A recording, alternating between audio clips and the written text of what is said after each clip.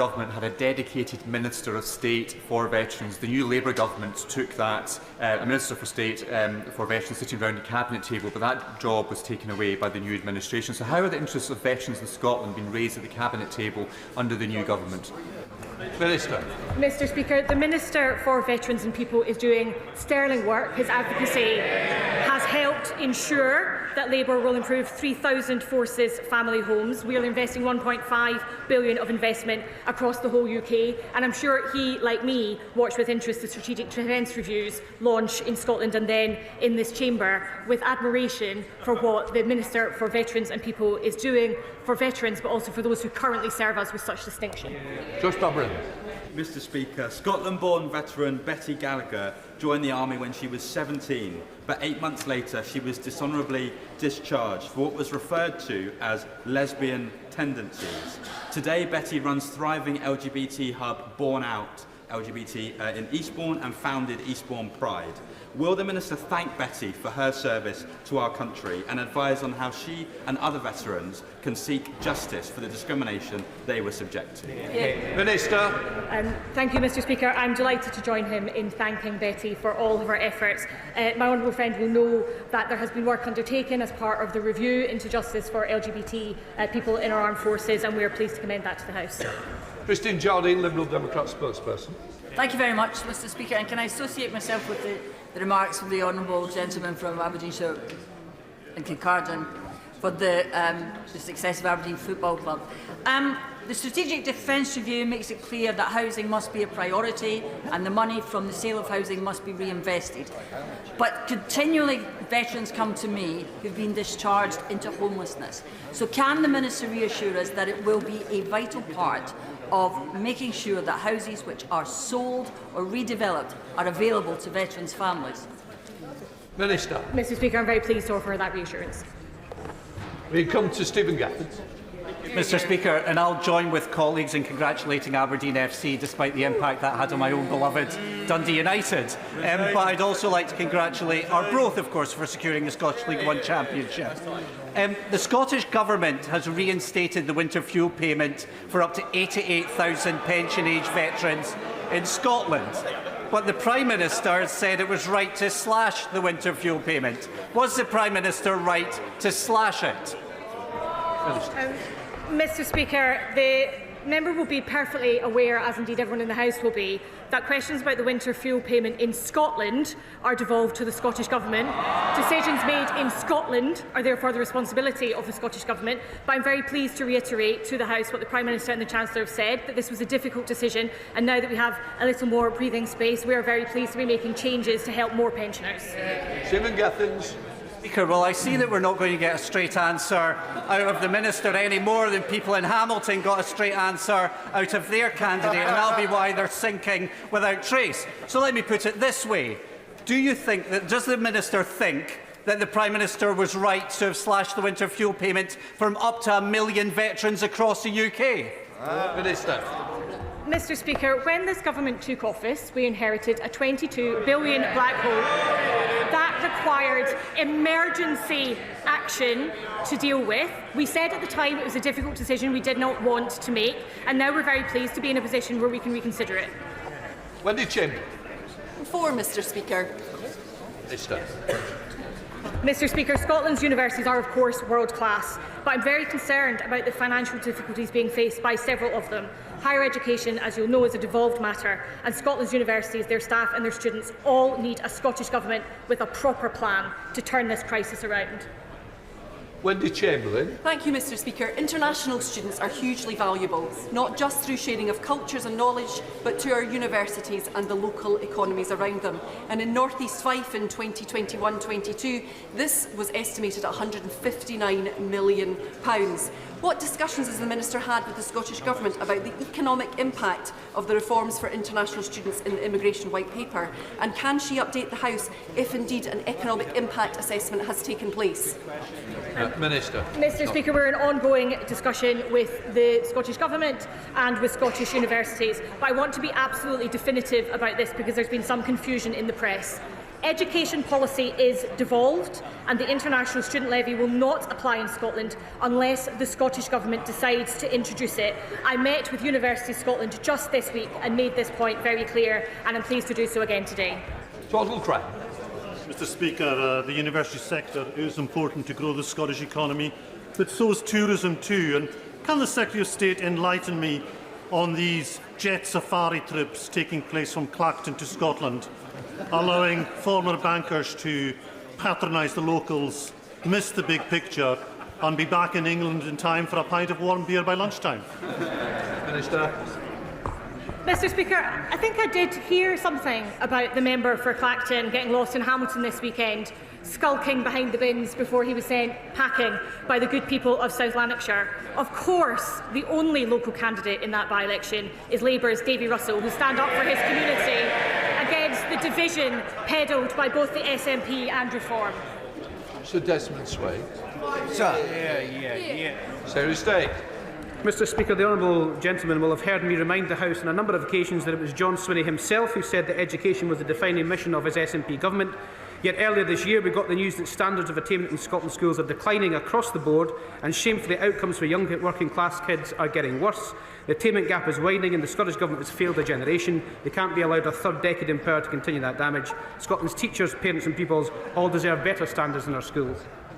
Sir Desmond Swade. Has caused that the system, which was once the benchmark for all others, to become such a disappointment? Yes, MP. Yes, Mr. There's a very simple answer to that question, Mr. Speaker. The SNP Scottish Government.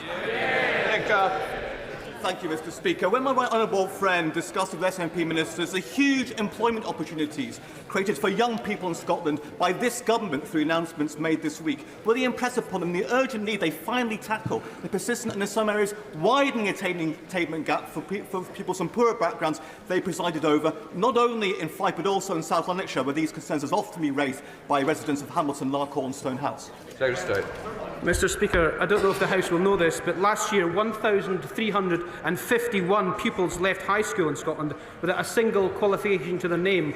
1 in 6 Scots are not in education, employment or training, and that is the legacy of the SNP Scottish Government. And what have they done about jobs and growth? They're against the defence industry, they're against the trade deals with the EU, India and the US, they're against young Scots in Scotland. Euston. Question number 6, Mr. Speaker. Minister. Mr. Speaker, our recent trade deals with the United States, India and the EU will improve access to vital markets for businesses in both Scotland and Northern Ireland. These are deals with the most populous country in the world, the richest country in the world and our most important trading partner. I recognise the importance of economic cooperation between Northern Ireland and Scotland, and indeed earlier this week I met with my honourable friend, the member for South Antrim, and a local business to discuss exactly this. Euston. Mr. Speaker, would the Minister consider setting up a meeting with the Secretary of State for Northern Ireland to consider creating a trade fair between Northern Ireland businesses and Scottish businesses? This would create networks, possibly create jobs, and would be great for the economy for both Northern Ireland and Scotland, and would certainly go down well with businesses in North Down, my constituency, and right across the UK. Mr. Speaker, I'd be delighted to see more trade between Scotland and Northern Ireland, and will very happily meet with colleagues in the Northern Ireland office to explore that. Alan Gamble. Speaker, Scotland and Northern Ireland set to benefit from this government's trio of trade deals. Does she agree with me? It's astonishing the SNP stands with the Tories and Reform against an EU trade deal that's good for Scotland. And after almost 20 years in government, the SNP have no plan for Scotland. 1 in 6 Scots on NHS waiting lists. Ayrshire ferries late and costing £1 billion. 1 in 6 Scots not in education, employment or training, and no plan for the defence of our union. Mr. Speaker, I agree with my honourable friend that it's absolutely astonishing that we see ranged on the benches opposite numerous people who have talked down the potential of Scotland's exporters, who said that there isn't any benefit to be had from these deals, from a Scottish business sector that is desperate to grow, desperate to export, and is delighted with these 3 trade deals that will make such a difference to them. Secretary of State Andrew Barr. Thank you very much, Mr. Speaker. For years, Scotland's roads have been underinvested in. The A9, A96, A77, A75, all in dire need of upgrading or dualling, all delayed or even cancelled by the SNP. So in the spirit of improving economic cooperation between the nations of the UK, specifically between Scotland and Northern Ireland, given the vital importance to individuals, businesses and hauliers of the A77 and A75, can I ask, is she seeking the consequent Barnett consequentials of this morning's announcement by the Chancellor to be ring-fenced so the SNP must spend this money on improving roads in Scotland? Minister. Mr Speaker, I'm delighted to confirm that we're in ongoing conversation with all relevant parties, but yes, we would like to see an increase in trade and the transport infrastructure that supports it.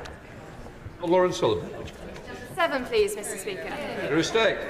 With permission, Mr Speaker, I will answer questions 7 and 9 together. Mr Speaker, as a former publican, I know these are hard times for businesses on the high street. We're investing £200 million in our plans for neighbourhoods in Scotland, with £20 million worth of funding for towns including Irvine, Greenock, Kilmarnock, Coatbridge, Clydebank, Elgin, Dumfries, Arbroath, Peterhead and Kirkwall. Of course, it would help if the Scottish Government extended business rates relief to retail and leisure businesses, as is the case south of the border. Many businesses in Scotland are asking where that money went.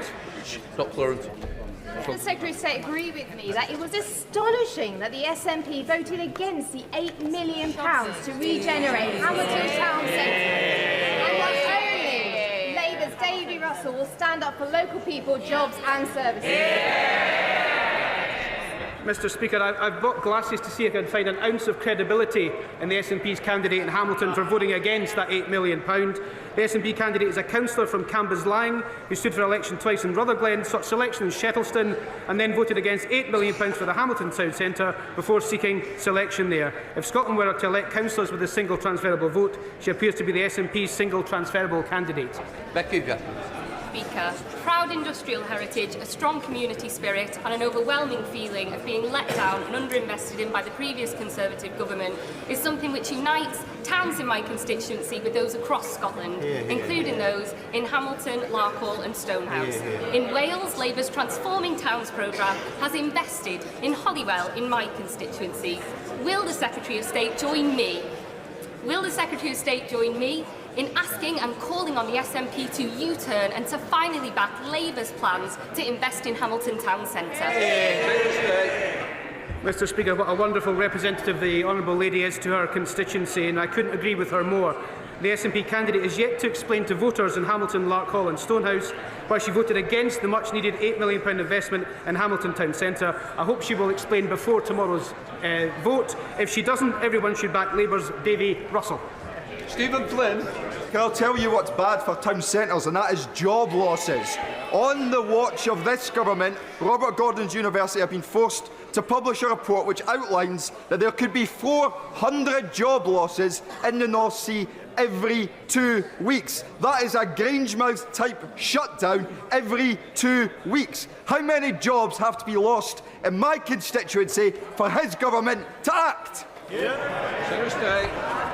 Mr Speaker, the leader of the SNP in this House voted against the setting up of GB Energy in his own constituency that are creating jobs in Scotland. He's against the EU trade deal. He's against the US trade deal. He's against the India trade deal. He is bad for jobs and they should go.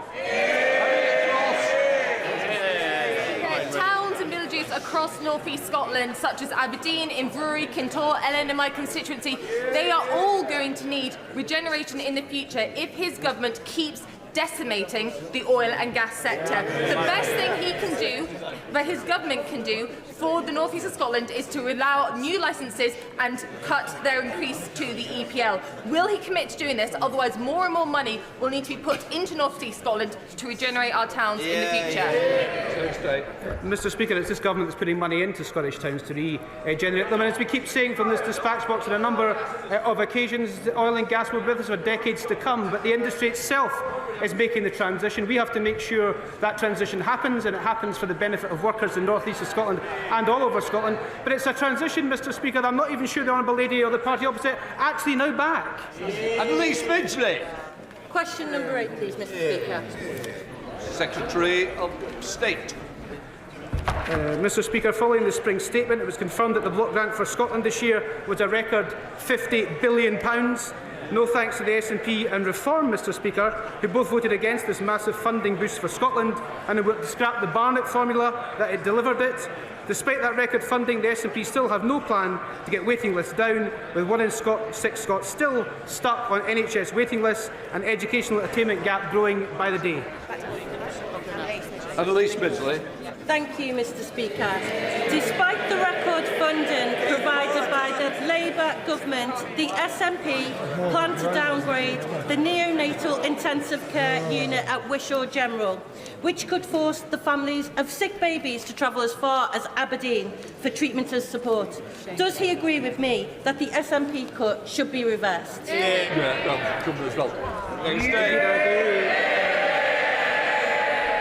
Mr Speaker, as the father of an 18-week-old daughter, I'm absolutely horrified by these proposals, and I know it will be causing anxiety for families across Lanarkshire.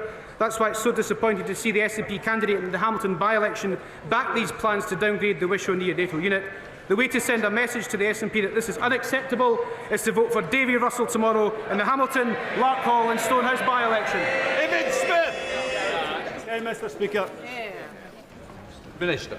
Mr Speaker, the Chancellor's autumn budget delivered the biggest settlement in the history of devolution for the Scottish Government, £50 billion. I want to see that cash reach the frontline services which have suffered years of cuts under the SNP. And that record settlement is only possible because of the Barnett formula, something opposed not only by the Scottish Nationalists, but also the member for Clacton, whose reform circus was sent packing from Hamilton this week. David Smith.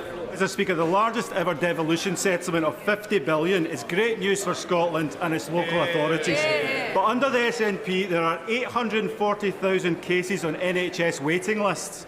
This affects people in my constituency in North Northumberland, many of whom use cross-border healthcare and dental services. So, does the Minister agree with me that the SNP needs to sort itself out and start delivering change to the NHS as Labour is in England?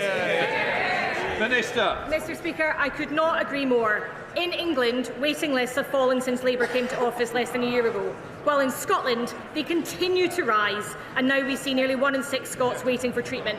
John Swinney has, in total desperation, announced this SNP government's 5th recovery NHS plan in less than 4 years. But the reality is patients, staff and we all know Scotland desperately needs a new direction. Before we start Prime Minister's questions, I'd like to welcome in the gallery the Speaker of Bahrain and his delegation. A big welcome to you. We now come to Prime Minister's questions. Clive Efford. Number 1, Mr Speaker. Prime Minister. Thank you, Mr Speaker. Today we're investing £15.6 billion in transport infrastructure of the North and of the Midlands. Mr Speaker, we're decisively turning the page on a failed economic model of low investment, and we're backing the talent and prospects of the whole country. And over coming weeks, we'll set out plans for further investment and renewal. Mr Speaker, our strategic defence review shows this government will never gamble with our national security.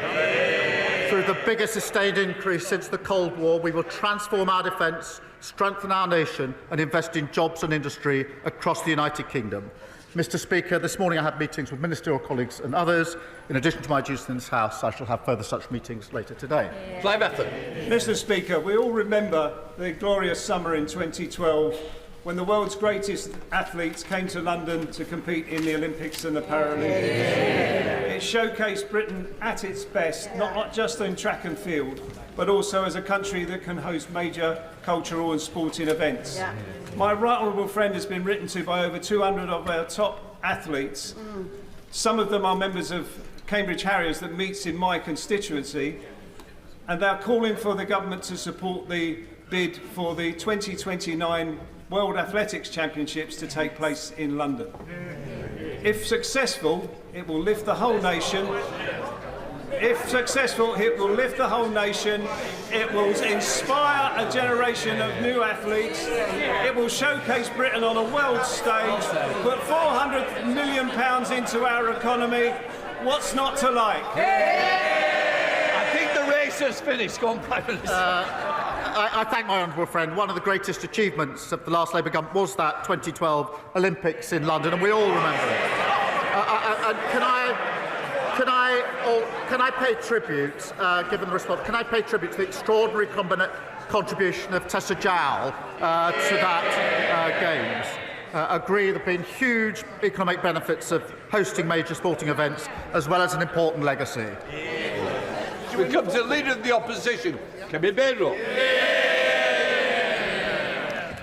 Mr. Speaker, 3 weeks ago, the winter fuel policy was set in stone. 2 weeks ago, the Prime Minister U-turned. Today, the Chancellor is rushing her plans because she just realised when winter is. So, on behalf of the pensioners who want to know, can the Prime Minister be clear with us here and now? How many of the 10 million people who lost their winter fuel payments will get it back? Prime Minister. Well, I'm glad to see she's catching up with what happened 2 weeks ago. Mr. Speaker,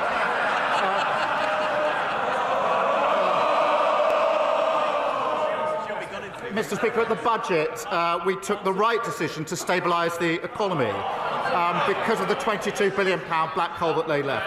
And the signs, we took the right decisions. The growth figures are up, the interest rates have been cut, and we got 3 trade deals.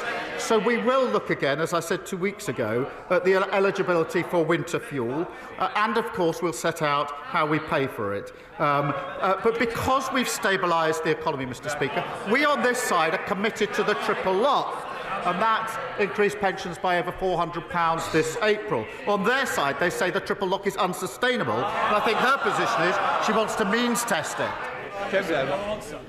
Mr. Speaker, the Prime Minister clearly has selective amnesia. I asked him 3 questions about the winter fuel payments 2 weeks ago, and he was floundering. The fact is, he hasn't answered the question I asked him. He hasn't answered the question I asked him. He can't tell us who will get the payments. All we see is U-turn after U-turn. His head must be spinning. Will he apologise now for taking the payments away in the first place, including to his own backbenchers? And can he tell us how he's going to pay for this? Well, Mr. Speaker, we took the right decisions at the budget because we needed to stabilise the economy. She needs to apologise for the fact that they left the economy in a terrible state. We had a mini-budget which blew up the economy, and we were left with a £22 billion black hole. When she gets up, perhaps she should apologise for that. Mr. Speaker, the OBR has said there was no such black hole. He's just given away £30 billion for the Chagos Island. That's his black hole. He hasn't stabilised the economy. Borrowing prices are higher now than any time in the last Parliament. He has not stabilised the economy. He has no clear answers on what he's doing. It's just chaos, chaos, chaos. He keeps making announcements with no detail. So let's move to another area of confusion. Can we get a simple answer? Will the government keep the 2-child benefit cap? Prime Minister. Mr. Speaker, I'm absolutely determined that we will drive down child poverty. That's one of the proudest things of the last Labour government. That's why we've got a task force. That's why we've got a strategy, and we'll set out that strategy in due course. But we drive child poverty down. Under them, poverty always goes up. I didn't ask him about a task force. I asked him if he will keep the 2-child benefit cap, and he doesn't know. It's just chaos and uncertainty. He has no details. He is briefing something and causing a lot of confusion to the people out there. But on that 2-child benefit cap, Mr. Speaker, I'll tell him this. I believe in family, but I also believe in fairness. Yes. On this side of the House, we believe that people on benefits should have to make the same choices on having children as everyone else. Yes. What does the Prime Minister believe? Mr. Speaker, I believe profoundly in driving down poverty and child poverty. That's why we'll put a strategy in place. But she talks about head spinning. There's only one leader, Mr. Speaker, who's been praised this week by the Russian embassy.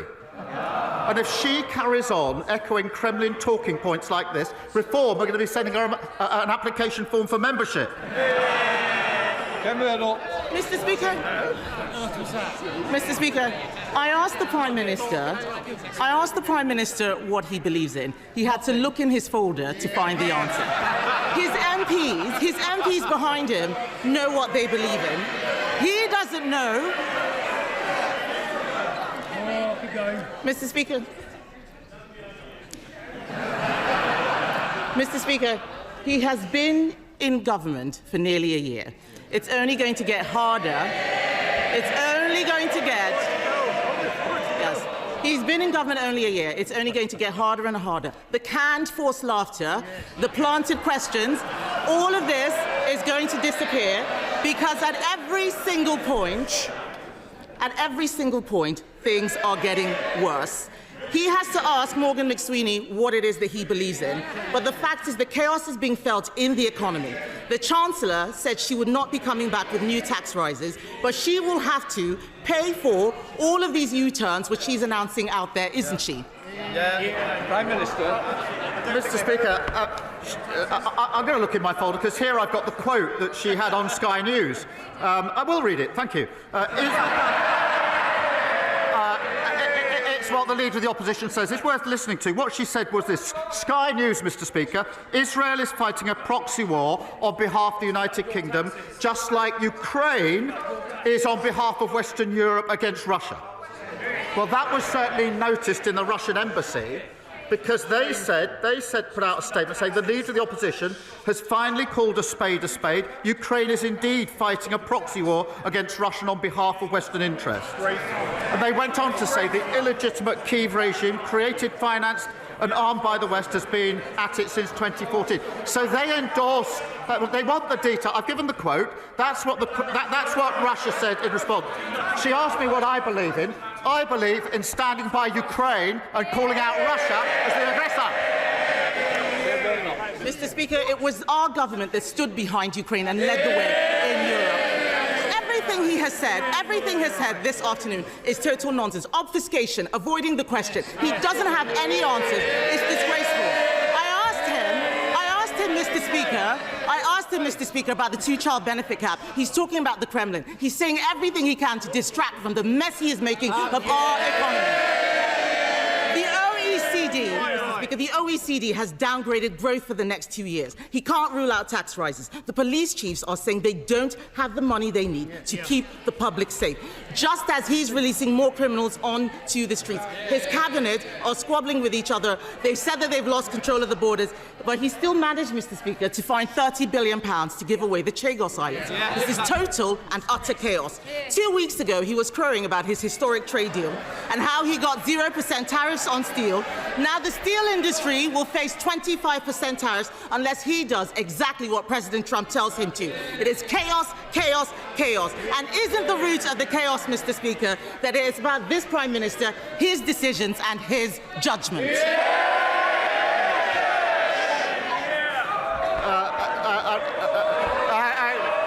The only advice, Mr. Speaker,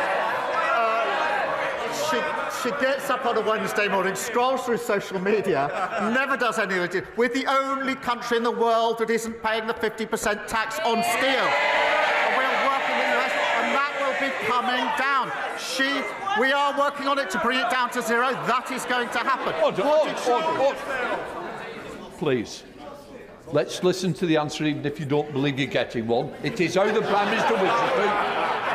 What did she opposes the US deal, she opposes the India deal, she opposes what we're doing with the EU, and she opposes Diego Garcia. That's a vital intelligence and strategic capability. Absolutely clear that legal uncertainty would compromise that capability in a very short time. No responsible Prime Minister would ever let that happen. We have secured the long-term basis for the base. That has been welcomed by, Mr. Speaker, welcomed by the US, NATO, Australia, New Zealand, India. They're our allies. It's been opposed by our adversaries, Russia, China and Iran. And into that column we have reform, presumably following Putin, and the Tories following reform. Claire Hammer.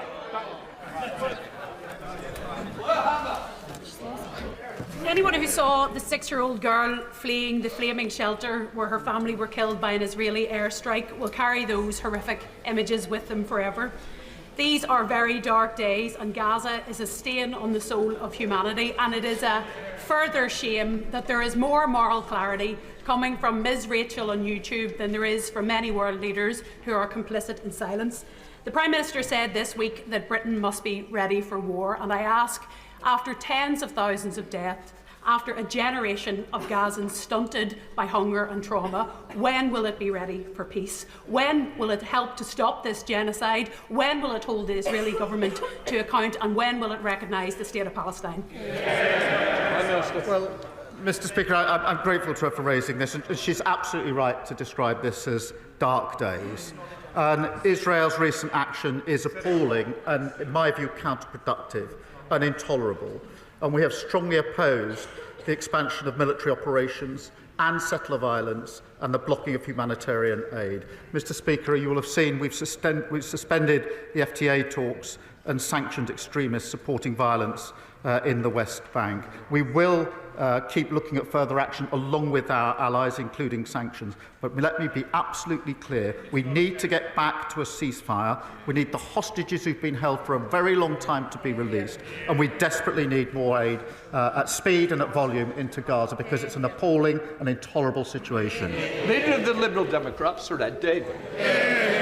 Thank you, Mr. Speaker. Can I start by welcoming reports that the Chancellor will give winter fuel payments to more pensioners this winter, though because we still wait the details, we will reserve our full judgment. But, Mr. Speaker, can I recognise the efforts of the Prime Minister to pull out all the stops to avoid President Trump's damaging tariffs? A letter from the King offering to water down online safety laws, even trying to send the Open to one of Trump's golf courses. The Prime Minister thought he'd secured 0% tariffs for British steel, but now Trump is threatening us with 50% unless we comply with his new 5-week deadline. Mr. Speaker, this is classic Trump, changing the terms of a deal he had already agreed. Does the Prime Minister share my fear that nothing will stop Trump messing the UK around, short of bunging a few £100 million into his Trump coin? Prime Minister. Mr. Speaker, we have a deal and we're implementing it, and within a very short time I'm very confident we will get those tariffs down in accordance with the deal. And I'll come back to him and update the House in due course, and I think the House will be very pleased at the outcome of that. But because of the approach... No, wait. This is zero tariffs on steel. And he says, no, they wouldn't. Well, let's come back to this in just a couple of weeks when we've implemented it. But they obviously don't want this. We back steel, Mr. Speaker, on this side of the House. They laugh at attempts to back steel on their side of the House, and that's a big part of the problem. David. Well, Mr. Speaker, I had hoped the Prime Minister would be now beginning to see the sort of man that Trump is and start getting tough on him. So we will come back to this issue. But moving on, Mr. Speaker, I welcome the remarks of the Prime Minister on Gaza, because I'm sure all of us are appalled by the latest scenes. Starving people desperate for food, water and medicine met with chaos and violence. The US-Israeli programme is clearly failing. And nothing short of lifting the full blockade on aid will do. But given the Netanyahu government refuses to do that, will the Prime Minister take more decisive action today? Will he push at the United Nations Security Council for humanitarian corridors to get the desperately needed aid urgently into Gaza? Minister. Can I give him my assurance, because this is a very important issue, that we are working at pace with our allies on that very issue to take whatever measures we can to get that humanitarian aid in. We've been doing that intensively over recent weeks, and I can give him my assurance we'll continue to do that, because that aid needs to get in at speed and at volume, and he's absolutely right about that. Ruth Jones. Thank you, Mr. Speaker. It's been over 2 decades since the Labour government banned the cruel practice of fur farming. But the job is not done. Real fur and fur products are still being imported into the UK. This week, I delivered a petition to Number 10 with over 1 million signatures calling for a fur-free Britain. My private member's bill would do exactly that. So does my right honourable friend agree it's time to close the loopholes, ban the import and sale of real fur, and finally put the fur trade out of fashion? Prime Minister. Can I thank her for her campaign? I know the Environment Minister will have heard her representations. We have commissioned the Expert Animal Welfare Committee to produce a full report on responsible sourcing of fur to inform the next steps that need to be taken, and we're committed to publishing an animal welfare strategy later this week. Rachel Gilman. Mr. Speaker, My constituent Molly is a single mother caring for a child with cancer. She cannot work because of her caring responsibilities. Since January, she has tried to claim disability living allowance and universal credit, but faced constant DWP bureaucracy. This bureaucracy is continuing right up to yesterday, when she received yet another frustrating letter from the DWP about her DLA. Will the Prime Minister assure Molly and others like her that his government is doing all that it can to help, and visit Tiverton and Minehead to see these challenges firsthand and work with me to find a solution? Prime Minister. Well, I can thank her for raising this case, and I'm deeply sorry to hear about Molly's situation. We are improving the lives of those that need it, but what I'll do, with her permission, the Secretary of State, the DWP, has just said to me, I'll look into the case. So if she could provide the details, I'll make sure that it gets proper attention and that we can deal with the particular problem she's raised. And I'm grateful to her, and I'm sure Molly is, for raising it. And I hope now we can take the action that's necessary. Alex Burrows. Thank you, Mr. Speaker. In Wales, we will never forget how our steel industry was neglected by the Conservative government. They made unfunded promises, they refused to make critical decisions, and they left Port Talbot on a cliff edge. So can I welcome the news overnight that this Labour government has secured an exemption for our steel industry from the latest US tariffs, a deal secured by this Labour Prime Minister. Can I ask the Prime Minister if he will take this opportunity to update the House on what further work he is doing in order to support our steel workers across Wales and across our United Kingdom? Prime Minister. He's doing great work with the Welsh Labour colleagues to champion working people in Wales. Mr. Speaker, the United Kingdom is the only country in the world which won't be subject to the additional tariffs announced today, the only country in the world, and we are working with the US at this moment to swiftly implement the agreement that we've reached, which will see the 25% tariffs removed. We want that, they don't want that, and that's crucial. That is crucial for British jobs. We fought tooth and nail for our steel industry, saving jobs at British Steel and improving the deal at Port Talbot, and we'll continue to do so. Brendan O'Hara. Thank you, Mr. Speaker. The Prime Minister has repeatedly told this House that it is not for him or his government to determine what is and what is not a genocide. But that position is no longer tenable, because at the High Court recently, the Prime Minister instructed his lawyers to argue that in Gaza, and I quote, no genocide has occurred or is occurring. So the truth is, his government has made a determination. The question is, does he have the courage of his convictions, and will he repeat from that dispatch box what he told his lawyers to argue in the High Court, that he believes that no genocide has occurred or is occurring in Gaza? Prime Minister.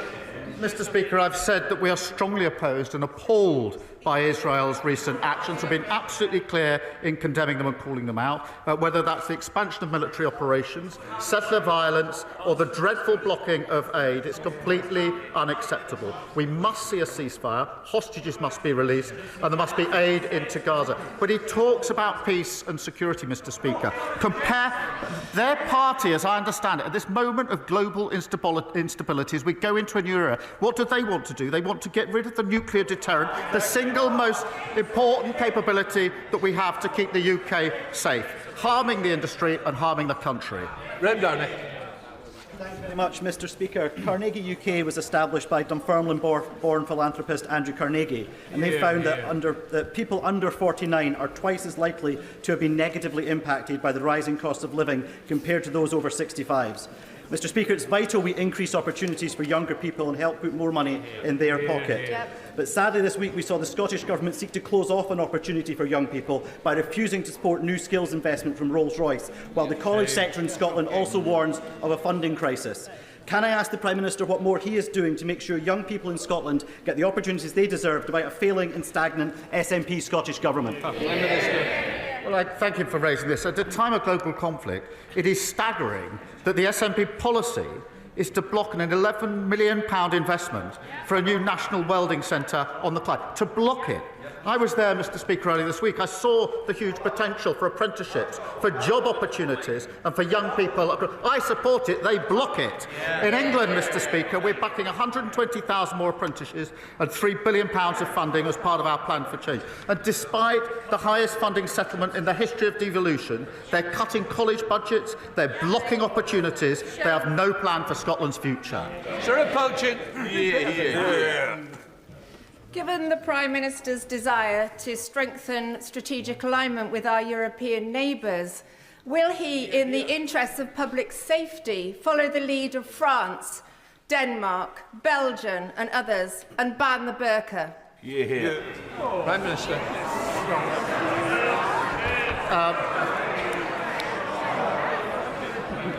Can I welcome her to her place?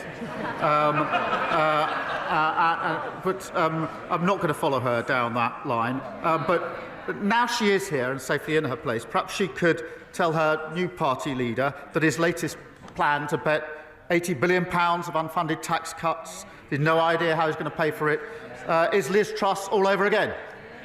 Although, considering I think she was a Conservative member when Liz Truss was leader, she probably won't. Dr. Scott Arthur. Thank you, Mr Speaker. During recess, I visited Scottish Action for Mental Health's Red Hall Walled Garden, which I'm proud to say is in Edinburgh South West. It has operated for decades as a therapeutic horticultural centre supporting adults with mental health problems. Like similar community mental health services across Scotland, it is now under threat. It faces potential closure due to chronic underfunding of IGBs by the SNP government. Does the Prime Minister agree that facilities like Red Hall Walled Garden should have been a priority for the SNP when deciding how to spend the record funding settlement Scottish Labour MPs won for Scotland? Prime Minister. What my honourable friend describes is how health services in Scotland are utterly broken under the SNP. From people waiting too long for mental health support in his constituency to the Wishaw neonatal unit in Hamilton, which the SNP are threatening to downgrade. In 2021, the SNP said they recruit 1,000 more community mental health workers. They utterly failed to do so. If the SNP had a plan to fix Scotland's NHS, they'd have done it by now. Scotland needs a change of direction. Thank you, Mr Speaker. Sir John Cunliffe's interim report published yesterday laid out the fundamental changes that are needed for our water sector. This is felt no more acutely than in my constituency of Chichester. We have a harbour that's in an unfavourable declining condition and sewage is blighting our tourism industry. But with water bills from Southern Water rising by 47% for my constituents, can the Prime Minister tell them when they can expect to see the real change that this government promised and our waterways cleaned up for good?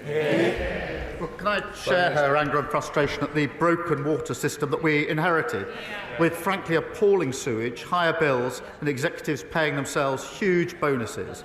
And the era of being rewarded for failure is over.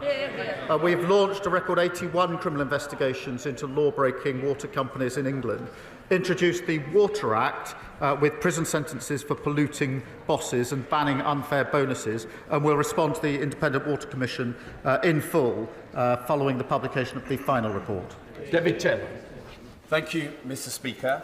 The proposed Hemel Health Campus, a partnership between the NHS and the Council, presents a perfect opportunity to deliver on Labour's commitment to neighbourhood-based care, bringing services closer to where people live, in facilities designed around their needs.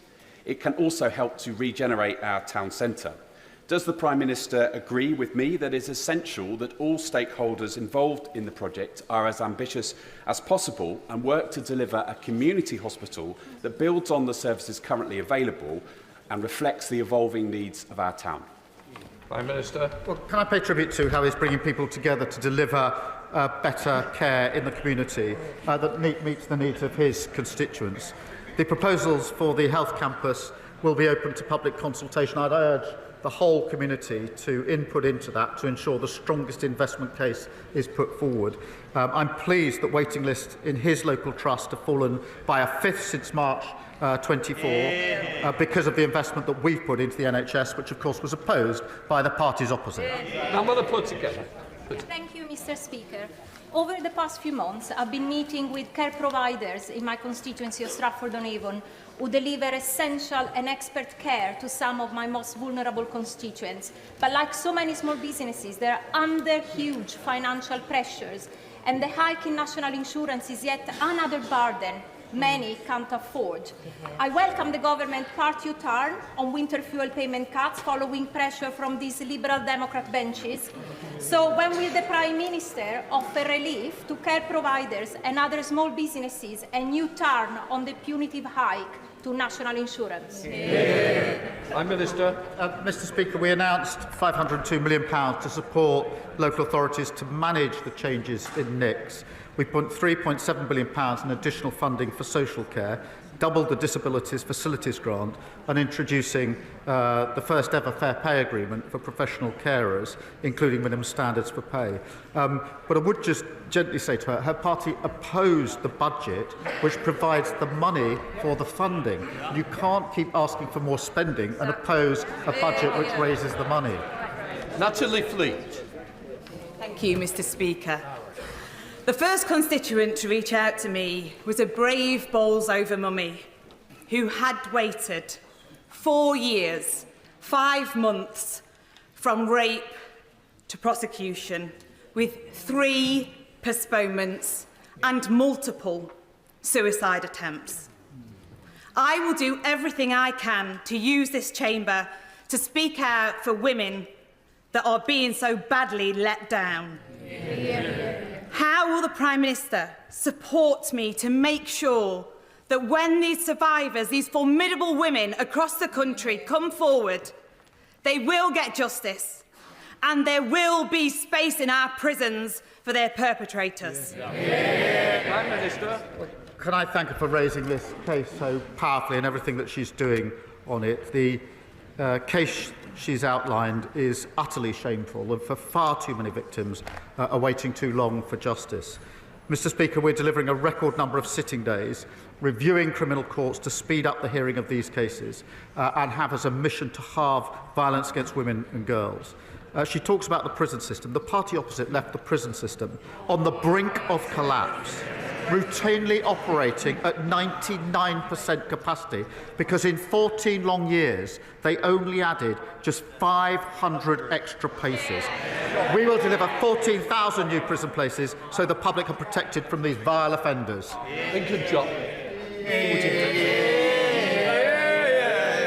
Thank you, Mr Speaker.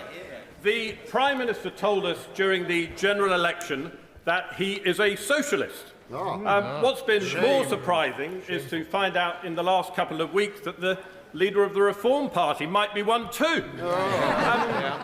As the Chancellor puts the spending review and locks it down, will the Prime Minister please remind her of Mrs Thatcher's all-too-pertinent observation that the trouble is with socialism is that eventually you run out of other people's money to spend.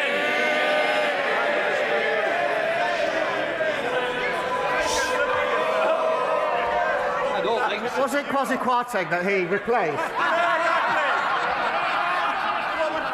And now he stands there to give lectures on economic prudence. You couldn't script it. But, Mr Speaker, the difference between the Labour government and the parties opposite in Reform is we believe in properly costing our plans. They've got £80 billion worth of unfunded commitments. Liz Truss 2.0. Chris Webb. Thank you, Mr Speaker. Blackpool's own boxing champion Brian Rose uses his gym to tackle knife crime, antisocial behaviour and give young people a safe space, demonstrating the significant impact of amateur gyms.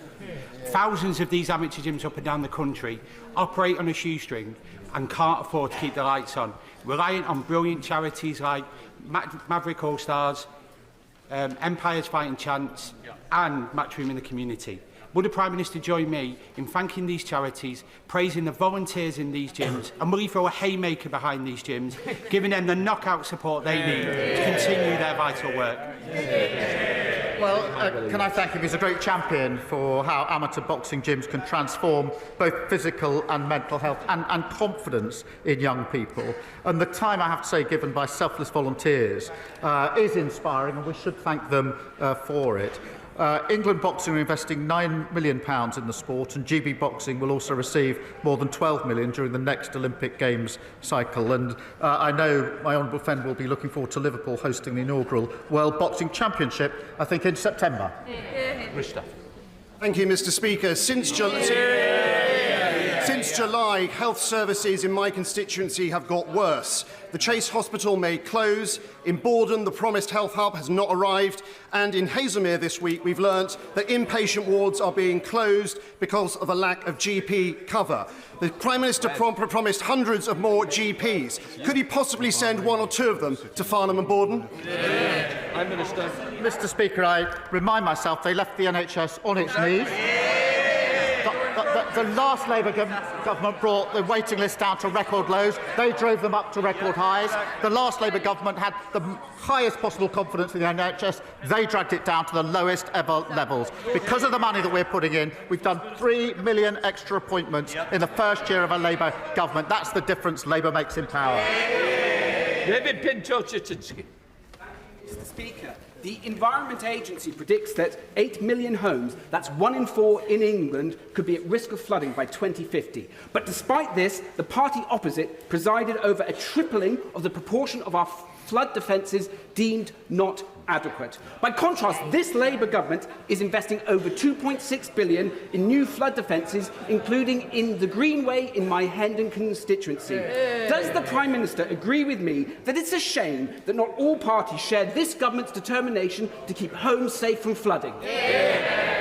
Prime Minister. I thank you for highlighting this, because the party opposite left our flood defences in the worst state on record. It's prisons, it's NHS, it's the economy, it's flooding. Every single thing they touched, they broke. We're investing £2.65 million to build and maintain flood defences, and that means 52,000 more properties will be protected by March of next year.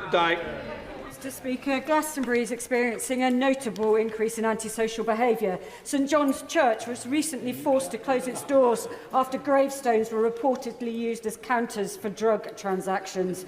Constituents Peter and Melanie told me that people have been targeted when collecting their pensions with demands for money, leaving them feeling scared and overwhelmed. The lawlessness is deterring tourists, and business owners have told me trade is suffering. As visitors start to arrive ahead of the Glastonbury Festival, could the Prime Minister reassure my constituents that he will give the police the additional resource that they need to tackle this threatening and menacing behaviour to reduce the devastating crime wave sweeping through the town? Well, she's absolutely right to raise this, and antisocial behaviour massively impacts on individuals and their communities, and that's why we're introducing 13,000 new neighbourhood police and giving them better powers, respect orders, so they can actually deal with what they see on the streets effectively. It's very important that we take this seriously. David Burton-Sampson. Thank you, Mr. Speaker. This time last year, Southend United Football Club almost went bankrupt thanks to the mismanagement by the former owner. But on Sunday, they made it to Wembley for the National League playoff finals. And despite being beaten by Oldham Athletic in the 11th hour, it was like the phoenix rising from the flames to see them on the pitch. So will the Prime Minister join me in congratulating Southend United on their outstanding recovery, and give me an assurance that the government's doing all they can to make sure that no club ever has to go through what our club went through?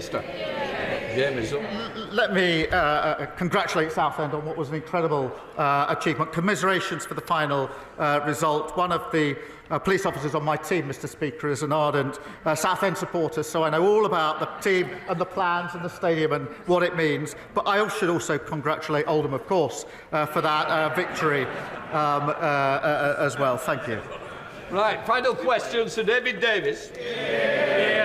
Thank you, Mr. Speaker. In 1999, the Prime Minister produced a book on miscarriage of justice, recommending ways of preventing them or quickly putting them right.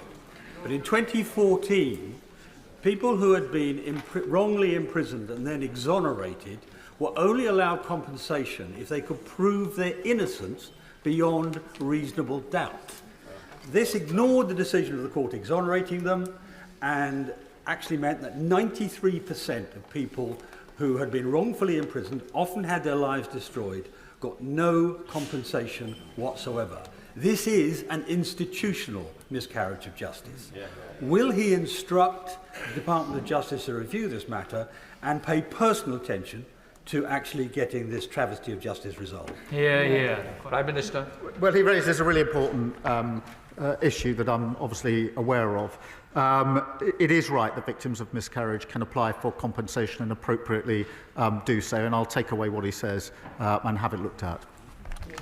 Right, with that completes Prime Minister's questions. Let the front bench change over.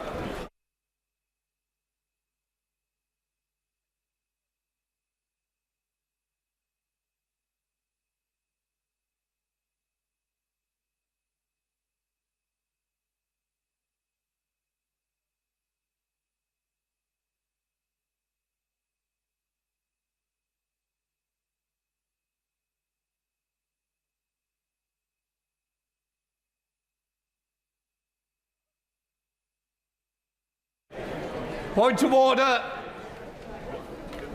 Can the honourable gentleman find a seat, please?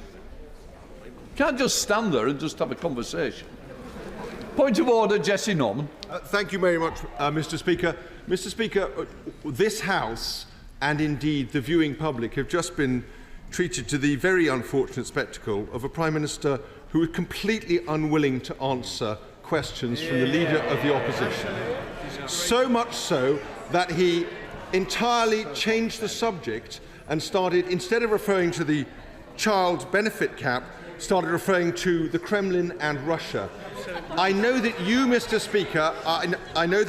Speaker, pay careful attention to the content of supplementary questions to make sure that they are within scope.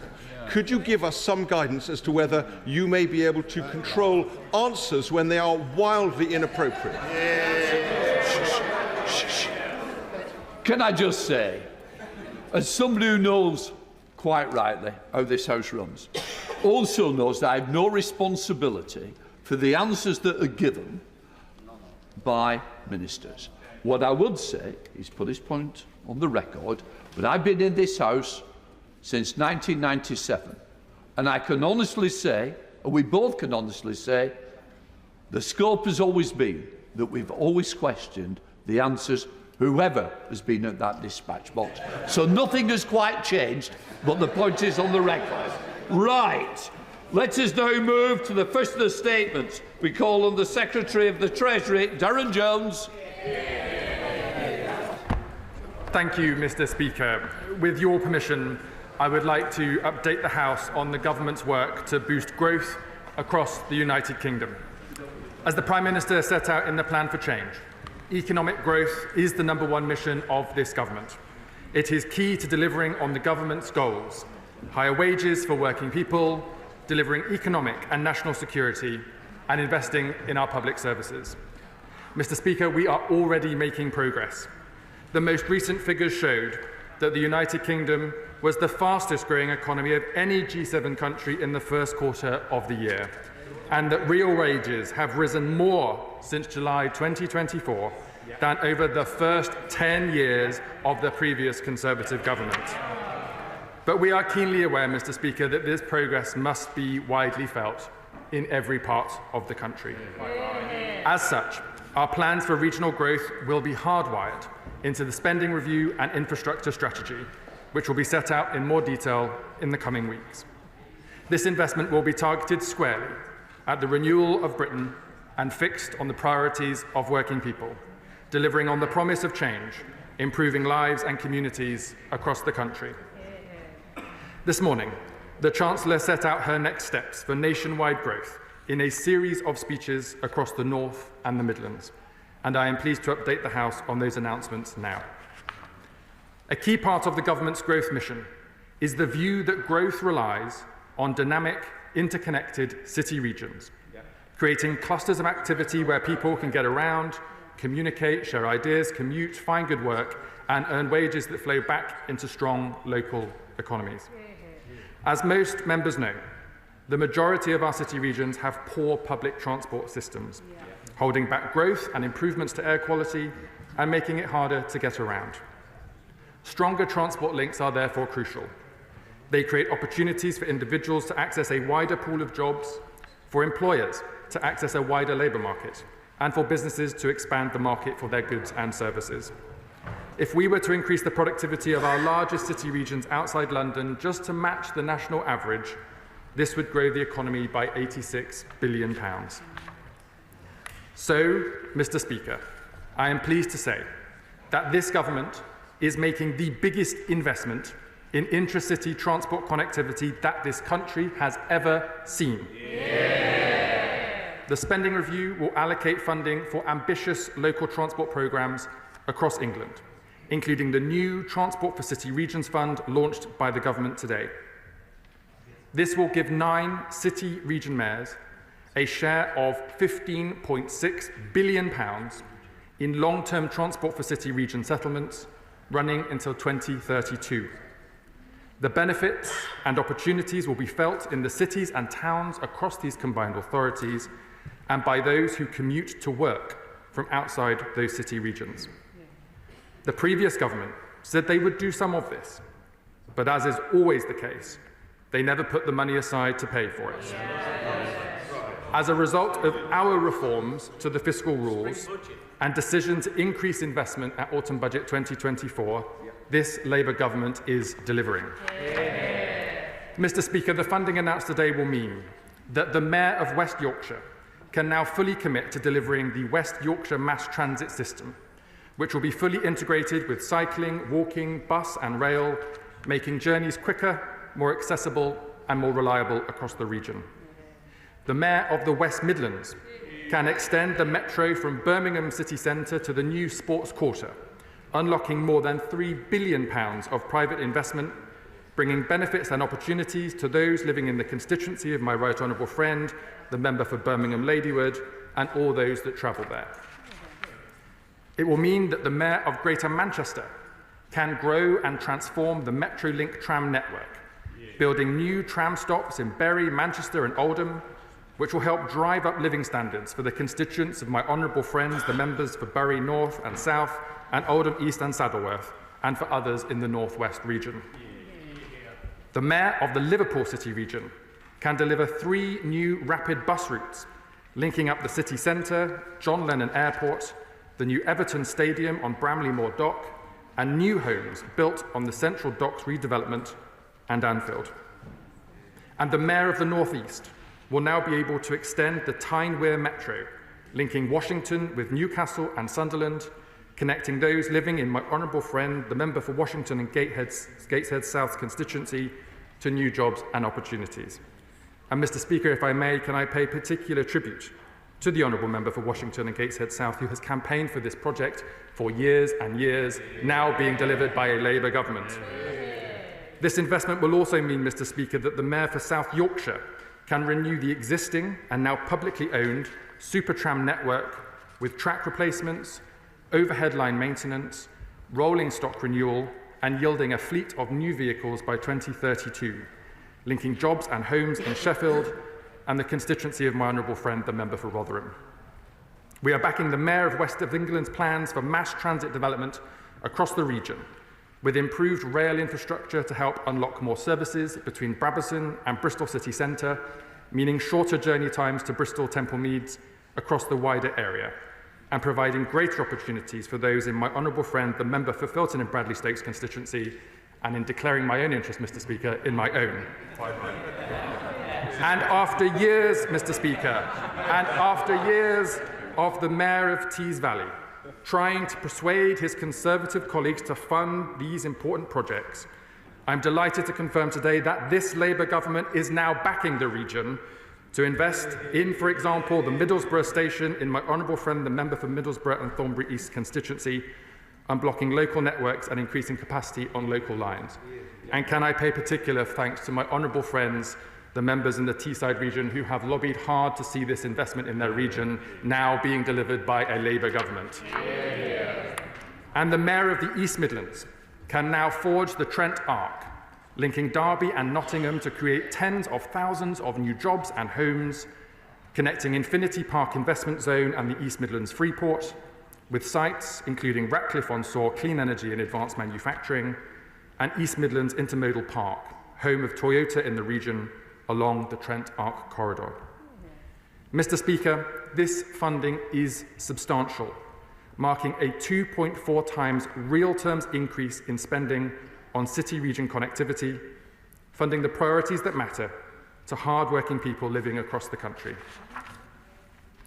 Mr. Speaker, these announcements were only made possible today because at the autumn budget in 2024, the Chancellor took the necessary action to reform the fiscal rules, to improve stability after years of chaos from the party opposite, and to unlock investment.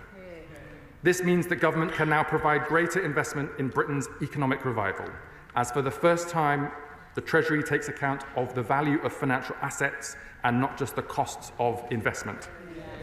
This has enabled us to increase investment by over £113 billion more than the last Conservative government, whilst keeping debt on a sustainable path, only made possible by the credibility of our fiscal rules, which require day-to-day spending to be funded with revenue. It is more important than ever, Mr. Speaker, to have a robust fiscal framework. And I am pleased to note that the OBR confirmed at the spring statement that the government will meet its stability and investment rules 2 years ahead of schedule. In addition to her announcements today regarding transport for city region settlements, the Chancellor will set out further detail on this allocation of additional funding at next week's spending review. Moving on, Mr. Speaker, in January, the Chancellor announced a review of the Green Book, the government guidance on appraising options for investment. Since then, we have consulted extensively with stakeholders from across the country, considering potential problems with the Green Book guidance itself and how the guidance is being applied in practice. And can I pay thanks and tribute to many honourable members across the House for engaging on this important issue. We will publish the full conclusions of this review next week. It will mark, Mr. Speaker, a new approach to government decision-making, one which puts an end to siloed Whitehall thinking and takes account of the reinforcing economic effects of infrastructure, housing, skills and jobs to ensure investment takes place in every part of the country. These announcements, Mr. Speaker, reflect just a fraction of our plans to supercharge growth across the United Kingdom. We are focused on investing across all parts of the country to boost prosperity and deliver the change that the British people voted for at last year's election, and there is more to come. The spending review, which we will publish next week, will set out in further detail how an active government will continue to deliver growth, empowering all regions and nations of the UK to reach their full potential, and making working people across the country better off, no matter where they choose to live and work. And unlike the Conservative Party opposite, Mr. Speaker, who will tell you that they would have delivered on their false promises after 14 years of failing to do so, this Labour government in its first year in office is delivering. A country that people will see as being set up for success and that they can take part in. That is the change we promised, and that is the change this Labour government is delivering. And, Mr. Speaker, I commend the statement to the House. I think you missed Couple Railway Station, don't you, Step? Not to a rich and fuller. Thank you. Thank you very much indeed, Mr. Speaker. And can I thank the Chief Secretary of the Treasury for his statement and early sight of it. And to start with our agreement, it's a shared ambition to enable all parts of this country to participate in the growth and future.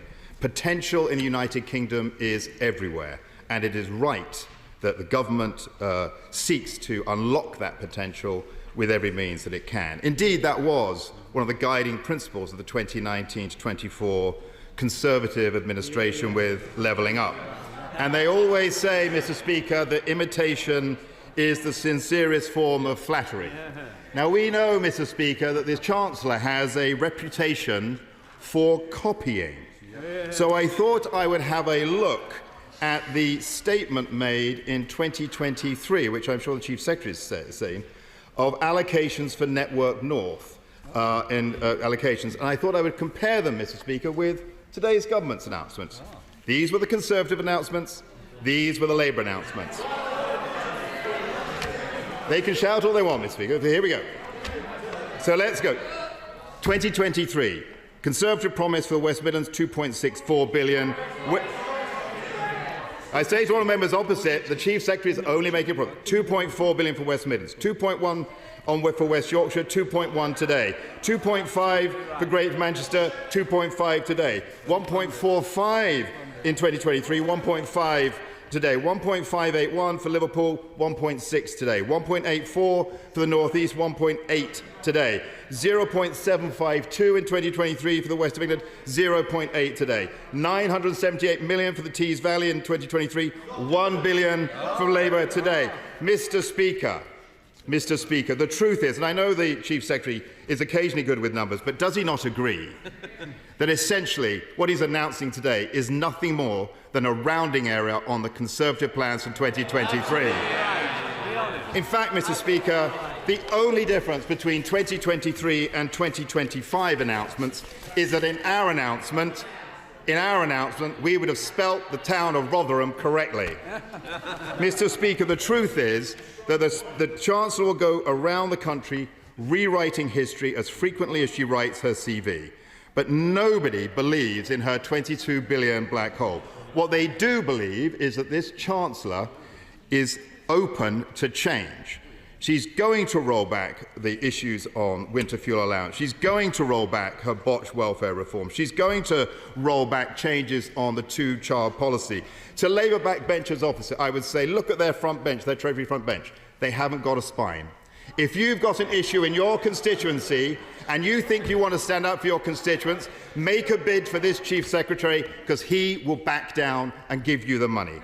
That's what we know from Labour. And we also know, Mr. Speaker, that in the analysis that the government is taking about the Green Book, what they're looking to do is change the assessments of the cost-benefit analysis. So my question to the Chief Secretary is, I do have a number of questions. Will he publish the benefit-cost ratios for each of the projects he's announced today? Will he state whether these have been evaluated on the existing Green Book rules or on the new Green Book rules? And will he today give an indication about what those rules might be? Secondly, can he indicate, as the Labour government tries to decide whether their commitment is to 2% of GDP for defence, 2.5%, 3% or 3.5%, those numbers stretching into the next period of government, but also the investments today stretching into the next period of government, whoever's in government, can he confirm that it's this government's intentions that the investments today will be secure, what other changes are made on defence expenditures? Mr. Speaker, the Chief Secretary said that he's able to do this because they changed the rules. That's enabled 113 billion more of investment. That's not quite right, is it? Because you can only afford the additional investment, a government can only afford the additional investment if people are prepared to fund it. And there are two people who fund it. It is taxpayers or it is the bond market. So can the Chief Secretary advise whether he is going to look for additional funding from taxes or whether he is looking for additional borrowing if there is a shortfall? Mr. Speaker, the truth is, despite what the backbenchers say, that this Labour Treasury team is out of its depth. It is addicted to tax increases. It is addicted to more borrowing. The Chief Secretary can republish as many press releases as he likes. But we know that because of the reckless mismanagement of the economy, come the autumn, this Labour government will be back for more. Thank you, Mr. Speaker. I always enjoy our exchanges, and I'm pleased to see the Shadow Chief Secretary back in his place today. Can I also welcome the fact that he supports our plans and sees the good value in them? He asked me one particular question, and then I'll answer the rest in the round. On the Green Book details, all of the details will be published next week at the spending review, so we'll be able to share that with him in the House at that time. Mr. Speaker, the Shadow Chief Secretary also said that we were imitating the Conservative Party's promise to level up the country. I think the British people voted and gave a verdict on their success in delivering that at the last election. Their version of levelling up, Mr. Speaker, was a set of false promises, whereas this Labour government is delivering real change. And the Shadow Chief Secretary, rightly in his role, asked, how will you fund these announcements today? And I've explained in my statement to the House, Mr. Speaker, that it's because of the decisions the Chancellor took to amend the fiscal rules and to invest in Britain instead of continuing with decline, that we've been able to do so. But the Shadow Chief Secretary and the Conservative Party haven't said what they would do differently. They were against the change in the fiscal rules. They were against our increasing taxes on the wealthiest people at the budget. They were against every single measure we've taken to be able to pay for the announcements today. So whether it's the Conservative Party, the Reform Party, or any other party, they need to recognise that their false promises has led to their decline, that their unfunded promises is disrespectful to the British people, that this Labour government promised change at the election, that we are delivering it. These are fully funded promises, unlike the unfunded promises of the party opposite, which posed a risk to the economy and a risk to the family finances. And the sooner they learn from their lessons, apologise to the British people and come forward with some serious proposals, the better for the debate in this House. Chair of the Select Committee, Dame Meg Hillier. Thank you, Mr. Speaker, and I warmly welcome this investment in Britain and hope that the Treasury will be fully evaluating the impact of this vital transport infrastructure on growth in regions, which we know has always lagged, except for London and the South West. Mr. Speaker, it is important, though, that these figures are set now, fully funded, but we are aware, with all the global shocks that are around, that there could be additional costs on some of the raw materials being used, and any delay obviously adds costs. So will the Chief Secretary tell us what the plans are if costs do go higher? Is it going to be fully funded regardless, or will they have to go back to the drawing board if there are challenges? I thank my honourable friend, the Chair of the Treasury Select Committee, who rightly alludes to the fact that the Chancellor's speech today is making the case for this government investing in every part of the country and making sure that growth is felt widely. She asked me about supply chain and costs for building infrastructure. She will know, as the House will know, that Britain has unfortunately become a country where most of our infrastructure projects go over time and over budget as a failure of poor industrial policy, poor infrastructure policy, and erratic decision-making over many, many years. Alongside the spending review, we will be publishing at a slightly later stage the infrastructure strategy, which will answer many of her questions in relation to government policy, recognising the problem that she's raised and the solutions that we'll be setting out to support the supply chain to be able to deliver for Britain. Liberal Democrat spokesperson, Daisy Cooper. Thank you, Mr. Speaker. We Liberal Democrats believe that when the economy is growing, every nation, every region and every person should feel and see the benefits. So we're pleased to see investment in public transport and public infrastructure. But I have to ask the Minister, where is the plan and the money for rural areas? The Minister will remember that at the budget, we Liberal Democrats did support and welcomed the government's changes to the fiscal rules that allowed for more productive, for borrowing and more productive investment. And we're delighted to see that one of the beneficiaries of the announcement today is the Metro link to Stockport, which is a testimony to the campaigning of Liberal Democrats who've been campaigning on this for far longer than the Mayor or the Combined Authority even existed. But from Shropshire to the South West, and from Cumbria to Cornwall, and from Norfolk to Newton Abbot, rural areas feel once again like they have been forgotten. So will the government bring forward a rural growth strategy? Could I also ask the Minister about Wales? Because we know that in Wales, HS2 and the Oxford-Cambridge line have been designated as England-Wales lines as opposed to England only. And I wonder if the Minister could explain to the people of Wales why it is that that has happened and why they are set to lose out on Barnet consequentials.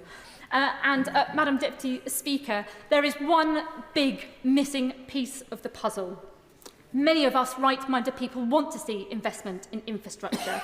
But if we want to build stuff, we need skilled people to build it. So could I ask the Minister, will the government now fix the apprenticeship levy so it can be spent on skills and training? When will the government produce its skills strategy? Why has Skills England been set up as an executive agency of the DfE rather than having employers at its heart, as was promised? And why is the government scrapping the Level 7 apprenticeship when we know it supports social mobility, including into engineering? We welcome this investment into transport infrastructure, but that transport infrastructure will not build itself. We need the people skilled to do it. Thank you, Madam Deputy Speaker. I'm pleased the Liberal Democrats welcome the announcements today. The announcement today is specifically about investment in city regions. The House will know that the Chancellor at the autumn budget in 2024 said that this Labour government is choosing investment over decline, which is why we are increasing investment into every part of the country. Announcements outside of city regions will come next week at the spending review.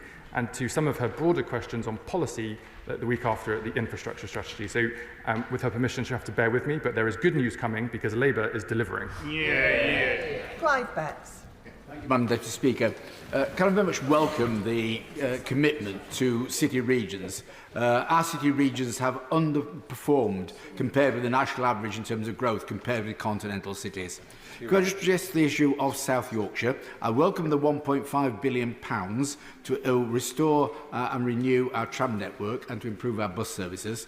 But I understand from the Mayor there are still discussions going on about a tram train project to link Stocksbridge in the north and Bayton and Woodhouse in my constituency in the south. That project will unlock sites for housing and employment growth. Will my right honourable friend agree now to give further consideration to discussions with the Mayor to get that extra funding for those growth projects unlocked? I thank my honourable friend for his question. As he's alluded to, the Mayor for South Yorkshire has been given £1.5 billion. This is in line with our commitment to devolution and to city region mayors. So the fund is for the Mayor to decide how to spend. She has, as he alluded to, announced how some of this money will be allocated today in terms of the tram network, but it will be for the Mayor and the combined authority to decide how to use the balance of this funding for other projects in the region.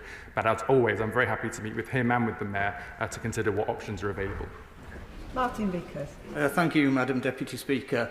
I recognise the importance of assisting the city regions to boost the economy, but my Birmingham constituency basically covers the south bank of the Humber, which is a cluster of energy businesses in particular, of particular importance to the renewables sector.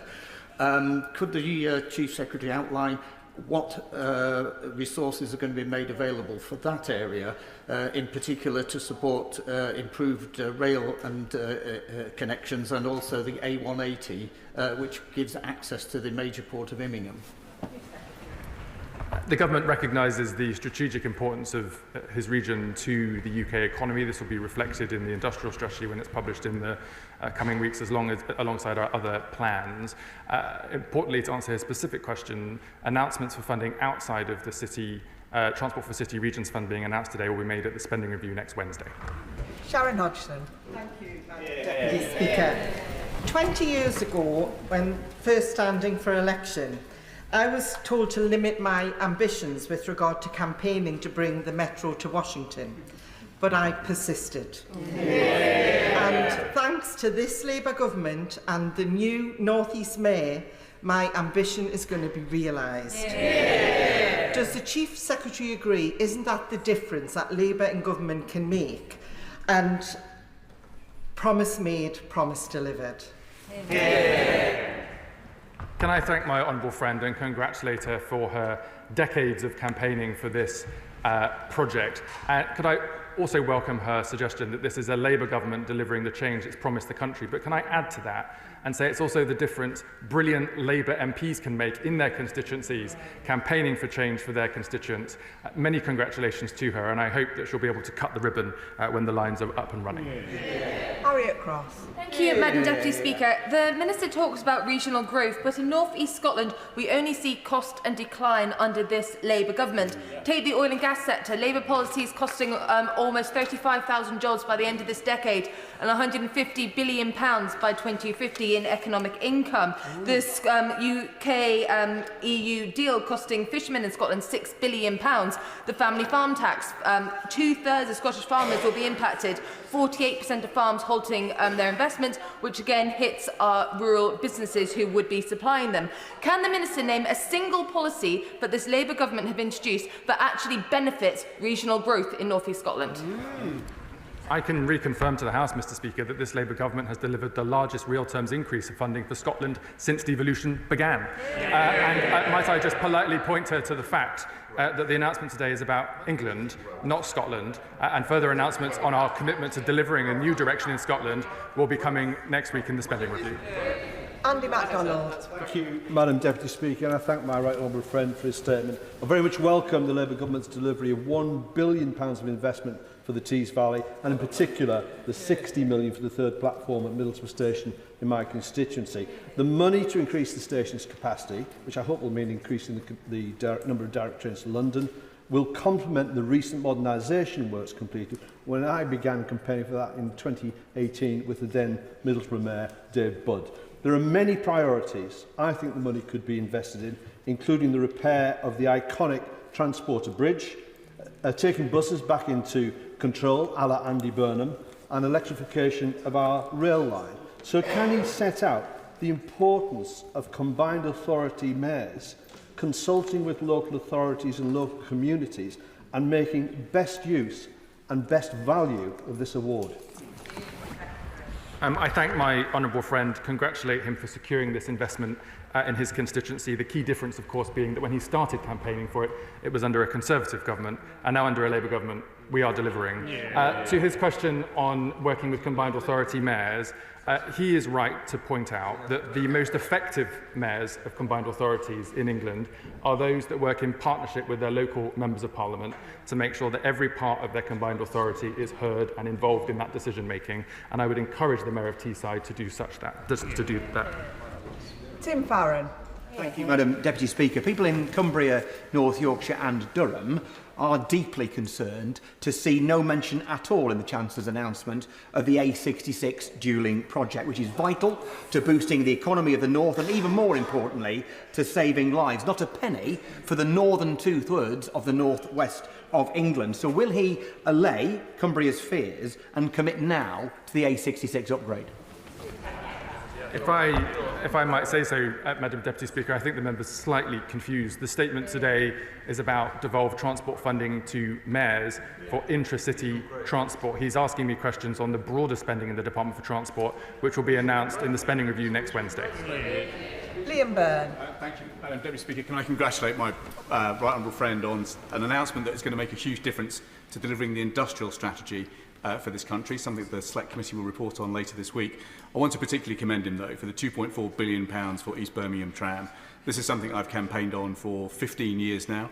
It is crucial in connecting the impoverished part of East Birmingham to the extraordinary new growth opportunities created by High Speed 2. Could he just confirm today that this is only the first piece of the tram and that in the future we will finish the job? Can I thank my right honourable friend and congratulate him as well for securing this investment into Birmingham. I recently visited part of this development and saw the enormous potential that will come for his constituents in connecting Birmingham City Centre with the new sports quarter. And I'm delighted to see how much private investment this investment is unlocking for his constituency and for the city. These funding allocations have been devolved to mayors. The announcements today are the announcements that mayors wish to make about some of the early allocations of this funding. And it will be for mayors to decide how they wish to allocate the rest of their funding. I would encourage him to work with the Mayor of the West of England, and I will help in any way that I can to be able to extend this and get the full benefit for his constituents. Sir Julian Lewis. I know the Minister is drawing his parameters rather tightly today, but can he give us at least a hint of what impact the Treasury's consideration anticipates for the defence investments in the regions resulting from the recent Strategic Defence Review, given the closeness with which his department was involved in the formulation of that review? I thank the right honourable member for his question, recognising the significant increased investment in defence and security that this Labour government is making. He's asked for a hint. The only hint I can give him is that the answer will come next Wednesday at the spending review. Bill Esterson. Thank you, Madam Deputy Speaker. Can I thank my right honourable friend for listening to Steve Rotherham, the Liverpool City Region Metro Mayor, and Liverpool City Region MPs who jointly asked him for pretty much what he's announced for the region in today's statement. And can I thank him also, congratulate him on recognising the value that transport investment has for communities and for growth. In 2027, the new fleet of electric buses will arrive in my constituency as part of the expansion into the borough of Sefton. Can he confirm that today's announcement covers the improvement in grid connections and infrastructure for charging that will be necessary to take advantage of the very welcome transition to electric buses? Can I thank my honourable friend and congratulate him and colleagues from the Liverpool City region for securing £1.6 billion of transport investment today. As he will remember, he and I were on a visit together looking at some of the potential for this money to be spent not long ago, including a roundtable with local employers and workers at the Everton Stadium. And it was great to be able to see out of the window of the Mayor of the Liverpool City Region's office to see the potential that this investment will unlock in terms of housing, jobs and great opportunities for people in that area. He asked me about how the rest of this money will be spent on what sounds like very sensible infrastructure upgrades, but as he will know, that is a decision for the Mayor of the Liverpool City Region. The Chief Secretary's announcement on regional growth omitted very largely the South West region beyond Bristol. Will he therefore ensure that next Wednesday there is at least a nod to the region in which both he and I have our constituencies? And will he ensure that the signal sent by this government practically on day one to the South West in canning improvements to A303 is corrected? Will he ensure that there is a nod at least to the much needed Westbury bypass?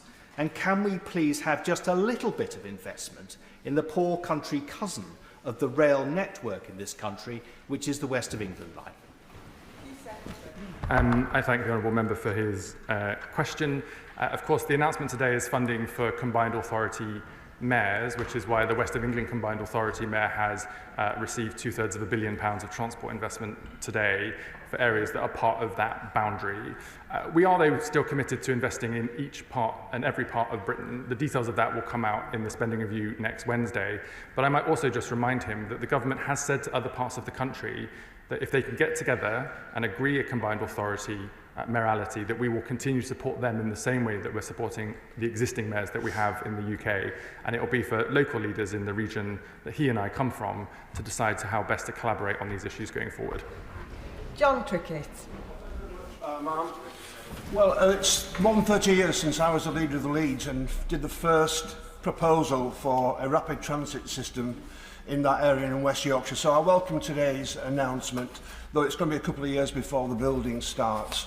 But during the 14 years of the Tory government, the average amount of money per head spent in London was 3 times larger than the amount of money spent per head on transport in Yorkshire. Of course, we want a successful capital city, but it's left the coalfield communities, which I now represent, really in difficulty with low investment, low productivity.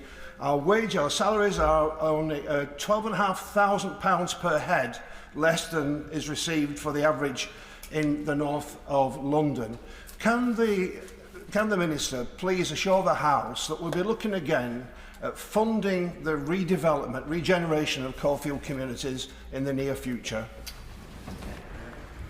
Can I thank my honourable friend for his question and campaigning over many years. As the Chancellor set out today in her speech in relation to this funding for city regions, but also in our review of the Green Book, we are purposefully tilting funding towards the North and the Midlands after many, many years of losing out in those areas, with a tendency for money to come more into London and the South East. London and the South East are still important, but we recognise the historic injustice around the distribution of investment across the country, whether it's low ratios in the East Midlands, low funding in the South West, or indeed decades of being looked over in the North. That's why this announcement today is really important. And just to reassure him, I understand from the Mayor that work will begin on the projects announced today in 2028, with an ambition for first services to be available from the mid-2030s. Tom Morrison. Madam Deputy Speaker, I welcome the news about Metrolink coming to Stockport. This is an absolute tribute to all those residents, businesses and organisations that fought tirelessly to get this result. And can I also thank Councillor Mark Hunter, the former leader of Stockport Council and the former MP for Cheadle, who made it his life's work to get this result today. The Minister will know that we're expecting a train station in Cheadle very soon, which is adapted for the Metro, which will be adapted for the Metrolink. Can the Minister confirm that when Metrolink comes to Stockport, that it will come through Cheadle as well? I thank the honourable member for his question. One of the many benefits of the funding announced today for city regions is the positive effect it will have for communities along these transport lines and for people that travel in and out of the city regions. This may be funding for transport in particular places, but I hope the benefit will be felt widely as he suggests. It will be for the Mayor to decide the programming of the delivery of these projects, but I think he makes a strong case for Cheadle, and I'm sure he'll be able to raise that with the Mayor in due course. Joe White.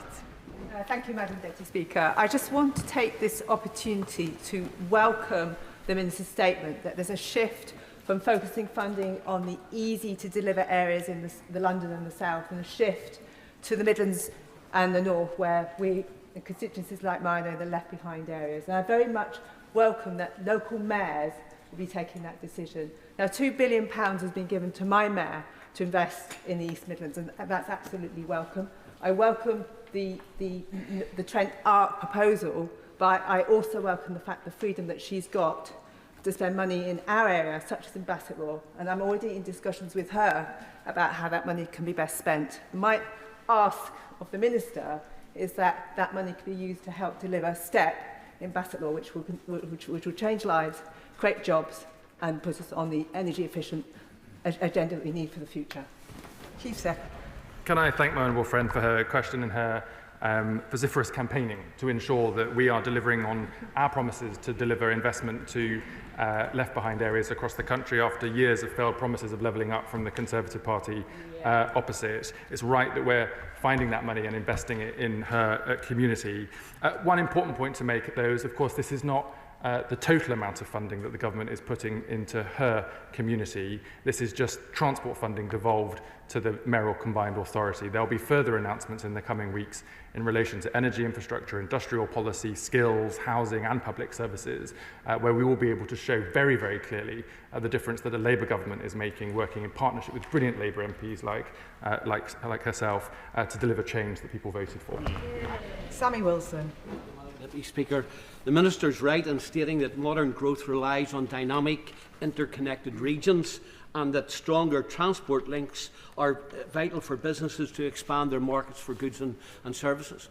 But while he has announced £15.6 billion into improving transport links in other parts of the United Kingdom, his government today is spending £140 million on creating a border post in my constituency, which disrupts the transport links between Northern Ireland and the rest of the United Kingdom, costing businesses, slowing transport, and indeed dissuading some businesses to even supply to Northern Ireland. What is he going to do to improve the transport links between Northern Ireland and Great Britain for logistics, which currently, because of the disruption, is slowing growth and causing businesses to fail? The honourable member raises some important points which my colleagues from the Department for Transport will no doubt have heard, and I'm sure he's talking to them about the delivery of that particular project. I would just say that this government has put record investment into Northern Ireland. And we have reset the relationship, because under the last government there wasn't even any conversation about Northern Ireland, whereas now I'm in frequent communications with the Northern Ireland Executive, who, might I say, of all of my colleagues that I've had to negotiate in the spending review, are the toughest people that I've had to speak with. And this Labour government will be delivering a good deal for Northern Ireland, as it will be for every nation and region of the country. Anna Dixon. And I'd really like to thank the Chief Secretary and the Chancellor for delivering historic investment which will make a reality of West Yorkshire Tracy Brabin's plans for an integrated transport network, which is now going to be called the Weaver Network, I understand, to compete with the B Network on the other side of the Pennines. And I've been actively campaigning for that along with other West Yorkshire MPs. Can he confirm that it includes funding for a new bus station in Bradford? And also agree with me that these investments the government is making in the transport infrastructure in the north will improve connectivity for communities like those in the Shipley area and beyond, bringing social, environmental as well as economic benefit. Can I congratulate my honourable friend for working so positively with the Mayor for West Yorkshire to secure this historic amount of investment into her community. She asked me specifically if there'll be new bus stations as part of the announcement, and I understand from Tracy Brabin, the Mayor of West Yorkshire, that there will be new bus stations at Bradford and Wakefield, as well as building out the West Yorkshire mass transit system. And I understand from these numbers there's still some more to spend, and I'm sure she'll be in touch with the Mayor in due course on that very matter. Christine Jardine. Thank you very much, Madam Deputy Speaker. I'm disappointed that there are no SNP members here, because I actually have to take issue with... who's here? from the Scottish National Party? Nobody. I have to take issue with the Chief Secretary, because economic growth in any part of the United Kingdom doesn't just affect England, it affects all of the United Kingdom. And I'm sure if they were here, their constituents, like mine in Edinburgh West, would want to know what consequential implications does he anticipate for Scotland. Specifically, will there be Barnett consequentials for this investment today? The honourable member is encouraging me to get ahead of this statement and answer questions about the spending review next week. All I can say for now is that this Labour government is investing in every nation and region of the country. We are delivering on the promise of change in Scotland, where we know we need a new direction. She rightly alludes to the fact of the absence of the SNP in the House today, and might I say the absence of SNP leadership in Hollywood. I think the election next year, we've got an example to show how two Labour governments can deliver real change for people in Scotland, which will be underpinned by the significant investment we'll be announcing next week in the spending review. Emma Foodie. Thank you, Madam Deputy Speaker. I welcome the statement today from the Minister, his comments on the Green Book, and of course the nearly £1.8 billion investment for the North East. We know that growth and opportunity should never just be for some areas, but it needs to be felt in every single part of the country, and this is a clear demonstration from this government that we understand that. Can I please ask the Minister whether this approach will also shape future infrastructure decisions, such as the road investment strategy, where projects such as the Moor Farm roundabout upgrade would have the potential to unleash growth in my Cramlington and Killingworth constituency? Can I thank my honourable friend for championing jobs and livelihoods in her constituency and the region, and for welcoming the historic £1.8 billion of investment announced today for transport infrastructure. As she rightly alludes to, the announcement today is about transport infrastructure, but the government is doing much more to improve lives, wages and communities in every part of the country. And we'll be setting out further information in the coming weeks in relation to other types of infrastructure, but also how through the industrial strategy we're supporting skills and jobs and training opportunities for people so they can get better jobs and better pay. Noting, of course, that the transport funding announced today will serve one of the largest advanced manufacturing zones in the United Kingdom, which will be great news for her constituents, but also great news for the country. Anne Davies. Fawr, Madam Dirprwy Llafarydd. Following on from the HS2, there is a new chapter in the Great Welsh Train Robbery. And you know where this is going, I'm sure. The East-West Railway project between Oxford and Cambridgeshire has been classified as an English and Wales project. I've lived in Wales all my life, and I've got to tell you, it's nowhere near the Welsh border. The last time I looked, neither of them were anywhere near Wales. Honestly, can the Minister or the Chief Secretary explain why the Treasury has made this farcical decision again to deny Wales millions of pounds in funding which we desperately need to transform our dilapidated, crumbling rail network? I think the honourable member and I can agree on one important thing, which was the failed promises of the last Conservative government, who made decisions that undercut investment in Wales and deprioritised Wales. She will know that we have a brilliant group of Labour MPs now representing Wales who have been making their case strongly for this government to invest in Wales, and we'll be setting out further details of that investment at the spending review next week. Ruth Cadbury. Thank you, Madam Deputy Speaker. As Transport Committee Chair, this announcement is hugely welcome. These rail and mass transit schemes are going to link communities, generate growth and cut pollution and carbon emissions. But in the context of finishing the job that was mentioned earlier, can we hope that before too long there will be an announcement or a similar announcement about linking northern cities with the southeast through the HS2 project that is currently stalled? Can I thank my honourable friend for her excellent work as chair of the Transport Select Committee, which has shown on a cross-party basis why the announcements we make today are good for the economy, good for jobs and good for constituencies across the United Kingdom.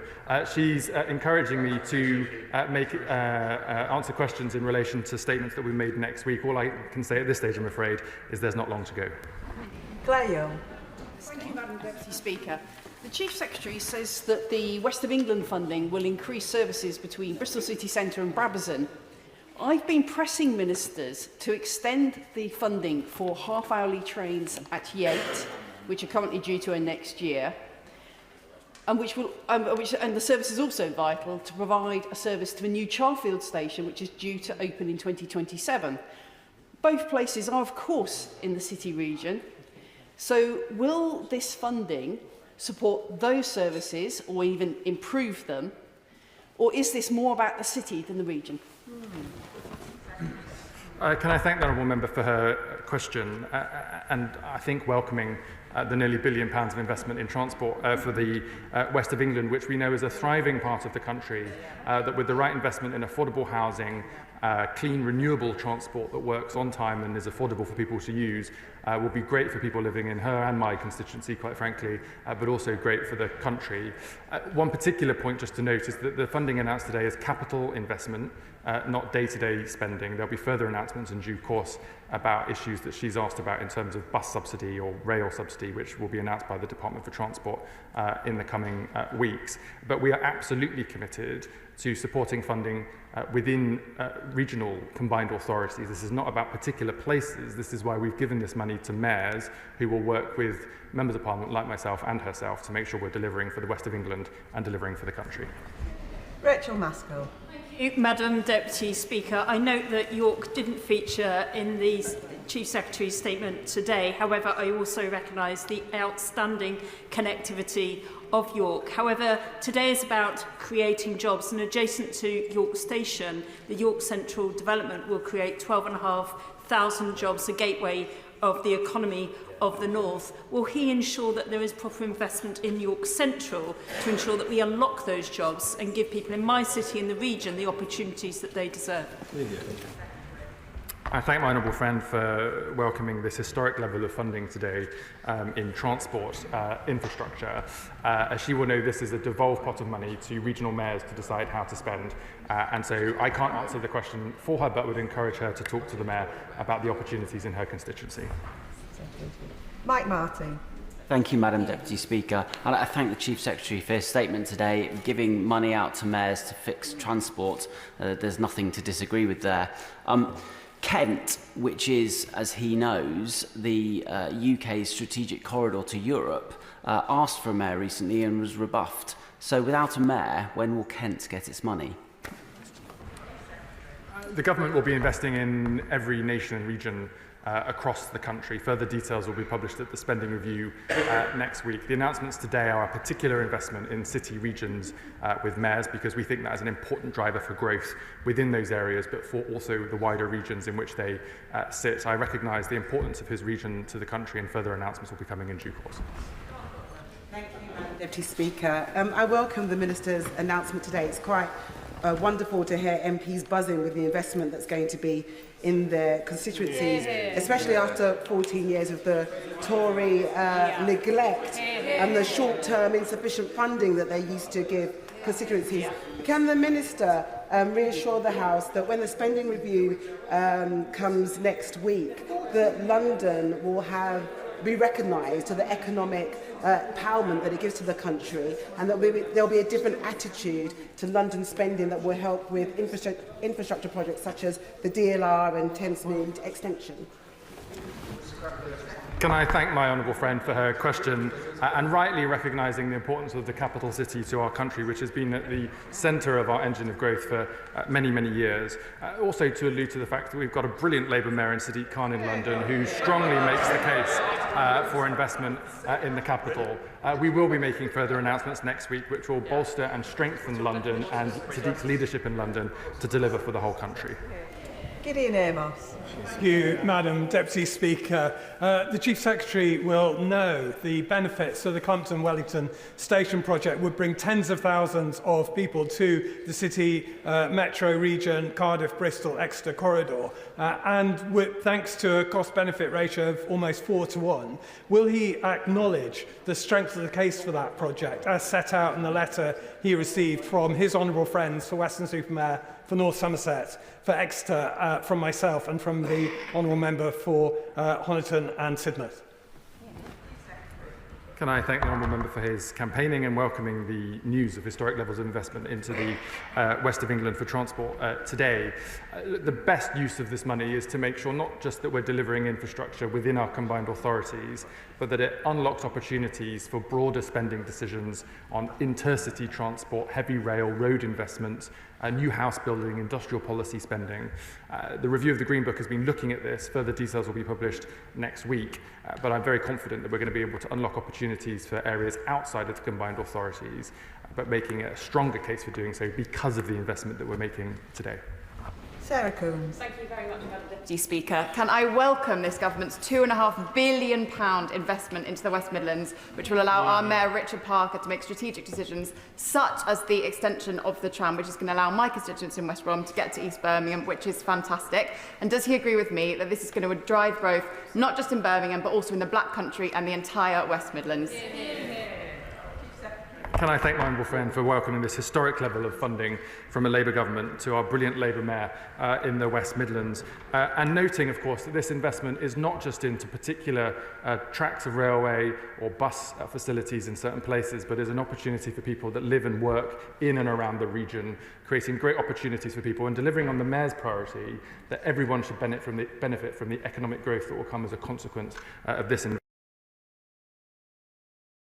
Previously lobbying a Conservative government that failed to deliver, and now a Labour Mayor working with a Labour government to deliver these projects.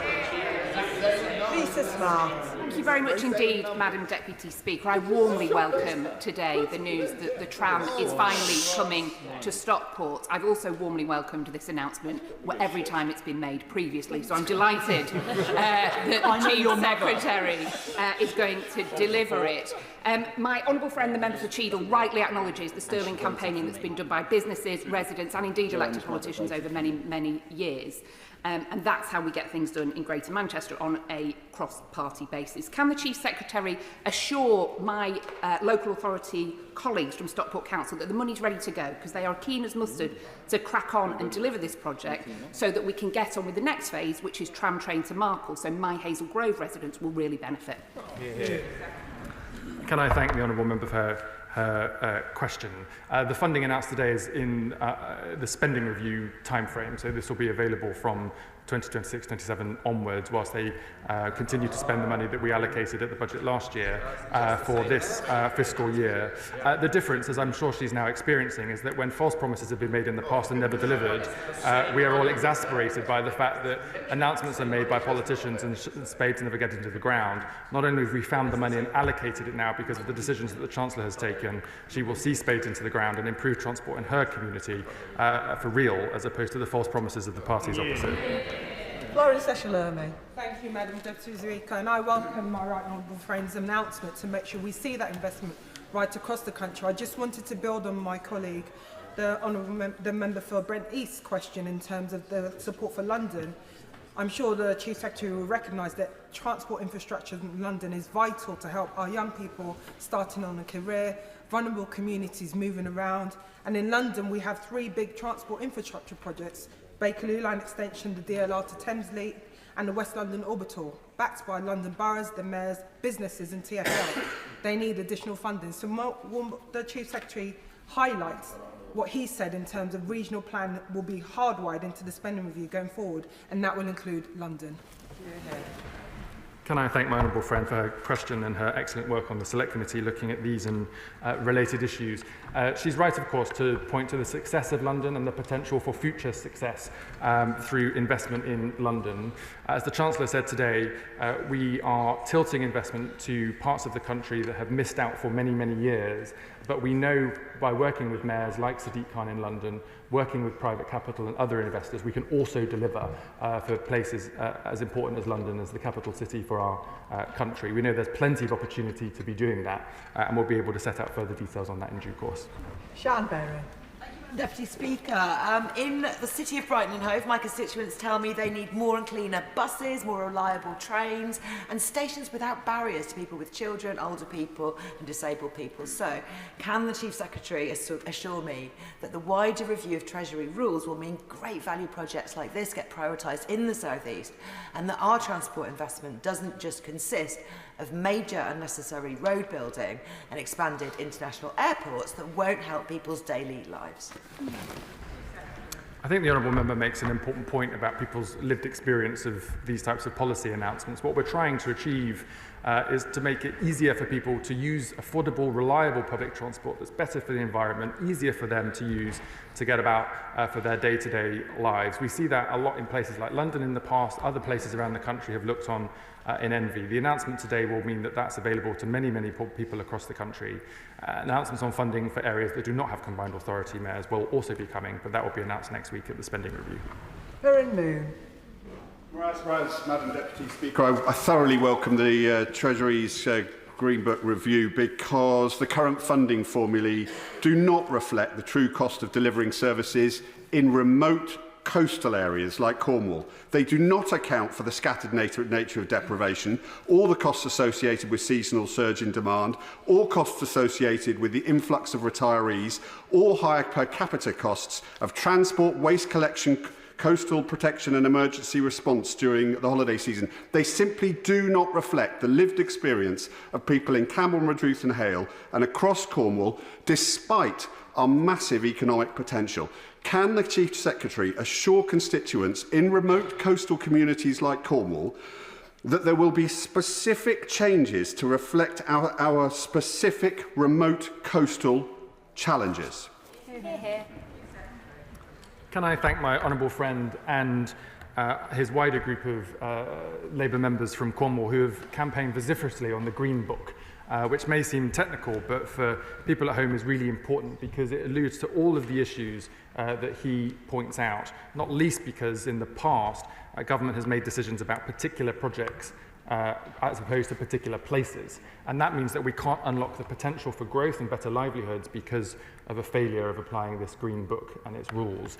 The Chancellor announced today that the Green Book update will be published next week at the spending review, but I can give him the guarantee today that the detail of that, when it is published, will show that this government will look much more widely at how spending across government lifts the potential of places to deliver better jobs and better wages for people and more secure communities.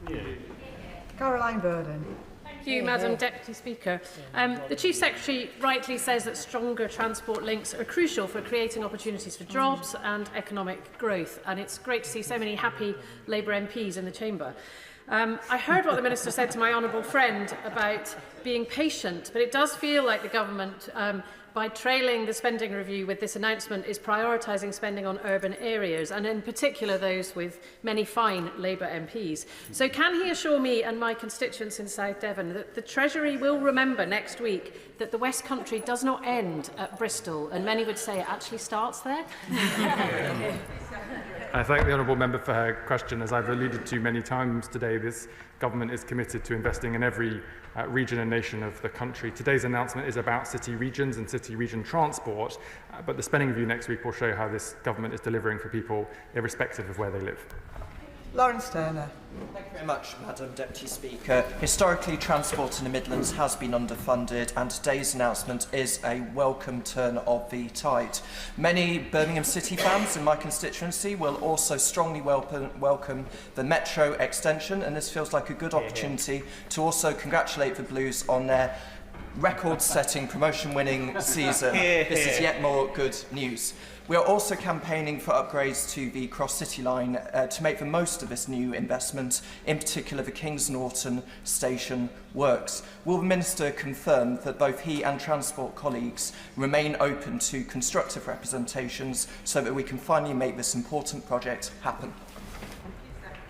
Can I thank my honourable friend for his campaigning for his constituency and welcoming this historic level of funding of £2.4 billion today for the West Midlands. He asked me about future projects. The good news is that the Mayor of the West Midlands hasn't spent all of this money yet, so there is definitely potential for lobbying him on how he might wish to spend the rest of that money in due course, and anything I can do to help, I'll be glad to do so. Robin Swan. Thank you very much, Madam Deputy Speaker. The statement says stronger transport links are crucial. To that extent, the Department of Transport has already paid through the Union Connectivity Fund for a feasibility study on the reopening of the Lisburn-Antrim rail line, which would actually connect the Belfast International Airport in my constituency. Unfortunately, Madam Deputy Speaker, they've already told me they can't allocate funding until the next spending review is announced, so they've beaten the Chief Secretary to that answer. So, in case of that, could I actually ask them, of the 15.6 billion that has been allocated today, that's roughly about 450 million, Barnett consequential. Would he agree with me that actually investment in that Lisburn, Antrim, Belfast International line would be a good investment in Northern Ireland Railways? The honourable member rightly alludes to the fact that because the Labour government is increasing investment here in Westminster for the whole country, the nations of Scotland, Wales and Northern Ireland benefit both through Barnett and direct spending from this government to make sure we're investing in every nation and region of the country. We've already seen significant amounts of funding, I think the highest level of funding since devolution began into Northern Ireland as well as Scotland and Wales. Further details will be published next week at the spending review. Catherine Atkinson. Thank you, Madam Deputy Speaker. We've been raging in the East Midlands for over a decade against the inequality that has left our region at the very bottom when it comes to spending on transport per person. And it has taken a Labour government to start to put that right and begin to unlock the economic potential and raise living standards. Would he agree that this represents a considerable achievement for our Mayor, Claire Ward, and shows that after years in the pit stop, the regions are finally being given the green light to grow? Can I thank my honourable friend for welcoming the £2 billion of investment announced today for the East Midlands. I've been on a number of visits to her region, including with our brilliant Labour Mayor, Claire Ward, who has made a very strong case for the investment being announced today. It shows the difference a Labour Mayor can make. But can I also pay tribute to her and her colleagues from her regional group, who campaign as vociferously here as Claire Ward does from her mayoral office in the East Midlands. Jim Shannon. Thank you, Madam Deputy Speaker. Can I thank the Minister very much for his answers to all the questions, and the regional growth is imperative for the whole of the United Kingdom of Great Britain and Northern Ireland, and I'm pleased that the Minister is expanding the horizons for areas considered for further funding.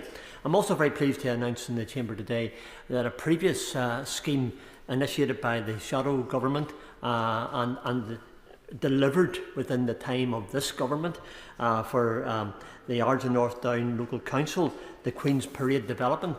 It was one of the regional other schemes that were delivered, and £9.8 million was set aside by Westminster for that project. So it was signed, it was sealed, and that project is going ahead. Well, probably estimates that some £70 million of regeneration will come off the back of that. So whenever the government spends money here, be assured that the benefits and the rollout are significant.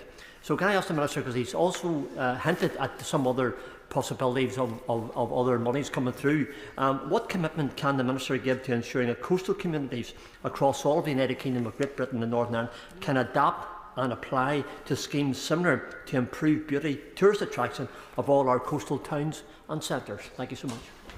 Can I thank the honourable member for continuing his work campaigning for Strangford and Northern Ireland in general. As he knows, details of funding will be announced from the Northern Ireland Executive next week at the spending review, building on the back of significant increased investment. And he's right, investment in transport projects opens up opportunities for new housing, new jobs and new livelihoods. And I recognise that the Northern Irish economy is one of the best performing parts of the United Kingdom, and we want to continue to support that in the future. James Frith. Thank you, Madam Deputy Speaker. It is a pleasure to hear my honourable friend refer to Bury North in his statement, and I welcome the investment in Bury North for trams and buses, hot on the heels of vital school and hospital funding only announced this week. New buses, new tram stops are about connecting people and places to opportunity, and that opportunity can help rid us of poverty. Today's announcement is concerned with improving journeys to work and getting on in life, but does he agree that it is only by growing the economy that we will tackle child poverty, which is now at a shameful 42% in Bury North, and improve our children's journey through life? Can I thank my honourable friend for his campaigning for Bury and for welcoming the investment today. He points to two things which I think is really important. One, Why is this actually happening now? Because of the decisions of a Labour government, unlike the failed promises of the Conservative Party in the past. And his second question is about child poverty. This government, as he knows, is committed to tackling child poverty, and the Child Poverty Task Force will report in due course. But he will know that for families who are experiencing child poverty, the best lever to alleviate them from that situation is work, and to help parents who are able to and want to be in work. And so investment in affordable, reliable public transport, alongside our important investment in childcare, support at school in the early years, will mean that we're not just giving people false promises as they had in the past, but we're giving them a path to a future where they know that they can be part of the success that we're setting up the country to deliver. Mark Ferguson. Thank you, Madam Deputy Speaker. And it's been good to hear so much talked about left behind communities today, but I've always hated that phrase because my community wasn't left behind under the last government. It was willfully abandoned under the last government. So the £1.8 billion to the North East Combined Authority region is hugely welcome. And I welcome the campaigning by my honourable friend for the extension to Washington and the world-class Angel network that is going to be built by our MP Kim McGuinness. But does he agree with me that it makes no sense to have a fantastic new train line and fantastic new trains running on it if it has to run under a crumbling flyover in the middle of Gateshead and through an interchange that requires work? And will he work with me and the Mayor of the North East to deliver these additional critical infrastructure projects for the North East? My honourable friend is showing what brilliant Labour MPs can achieve through continuous campaigning and lobbying. He has made the case for his constituency very strongly, which of course will benefit from these record levels of investment today, but I know he wishes for more, and further details will be coming next week in the spending review. Natasha Irons. Thank you, Madam Deputy Speaker. Can I welcome this government's funded commitment to making every community across this country better off after the failed promises of the previous government? Now, as an MP for an outer London constituency with the oldest trams in the country and pockets of deprivation, what reassurance can he give me and my constituents in Croydon East that next week's spending review will recognise the contribution London makes to our national economy, and that it will provide investment in communities like mine who were failed by the previous government? Can I thank my honourable friend for making an important case for the transport infrastructure that her constituents rely on. And she makes the case in a way that's very similar, not just for her constituency in London and Greater London, but also for other parts of the country, which is that if you're creating opportunities for people, they need to be able to get to them and they need to be made available to them. That's what this is what the government is doing by investing in every nation and region across the United Kingdom, including in London. And I look forward to further announcements in the spending review that will help enable the promise of change that she and this government made to her constituents. Gareth Snell. Thank you very much, Madam Deputy Speaker. I genuinely welcome the significant investment that the Chief Secretary has been able to announce into the city regions around our country. However, in places like Stoke-on-Trent, which don't have a combined authority and realistically aren't going to have one for many years to come, the aspiration that my constituents have for significant growth investment is no different to other parts of the West Midlands. They would like to see the reinstatement of number 40 bus from Mount Pleasant to Hanley. They would like to see the lifts installed at Longton train station to make it accessible. And while I have absolute faith that the Chief Secretary is aware of these nuances between mayoral and non-mayoral areas, could he give a commitment today that the level of investment in the non-mayoral areas will match the investment in the mayoral areas when those announcements are made next week in the comprehensive spending review? And could he give a little indication of what mechanisms will be used to deliver that money into those communities? Because with a fragmented local government base, it's quite easy for this money to stick around in pots and not be spent because people can't agree. Can I thank my honourable friend for making the case for his constituency? As he's alluded to, the announcements today are for areas with combined authority mayors. The government has made an offer to other parts of the country, if they can get together and agree to have their own combined authority mayor, to be able to benefit from these types of announcements in the future. But for those areas that do not have a mayor, this Labour government is as committed to the people in those communities as we are to any other community across the country. We've already significantly increased funding through the autumn budget 2024, including in, for example, road maintenance and potholes, maintaining a bus fare cap, supporting the extension of bus services, as he's alluded to. We'll continue to support those communities, and further details will be announced next week in the spending review. Andy McNair. Thank you, Madam Deputy Speaker. Because I usually welcome these investments that will free up the great potential of the North, or at least be part of it. And the Green Book review will, of course, create the conditions whereby which we can unleash the rest of the potential in left behind areas, left behind small towns like those in Rossendale and Darwin. But, of course, as my colleague said, we are concerned in non-mayoral authorities that we want to see that similar level of investment. So what reassurance can you give to people of Lancashire that we are going to see the similar sort of benefits of growth that the city regions are enjoying now? Can I thank my honourable friend for his continuous campaigning for his constituency? And I think I'm right in saying that every time I've seen him in the House, he's mentioned the Green Book review to me and has been one of our most forthright campaigners to make sure that we are building the rules and frameworks to deliver investment every part of the country. As the Chancellor announced today, we'll be updating the Green Book and publishing the outcomes of this consultation next Wednesday. He'll have to wait, I'm afraid, a few days for the detail, but I think he will be pleased with where we have gotten to. Joe Morris. Thank you, Madam Deputy Speaker, and can I welcome the huge investment into the North East delivered under this government. For a long time, rural Northumberland was ignored and held in contempt by the party opposite. So can I encourage the Chief Secretary to reflect on the growth opportunities in the rural North East, to communicate that to devolved leaders, and to recognise the development and growth opportunities that rural communities offer to our economy? Can I thank my honourable friend for the campaigning that he undertakes for his constituents and for rural communities. He touches on an important point, which is the funding that we've made available to combined authority mayors today is for the combined authority, but also for the wider region.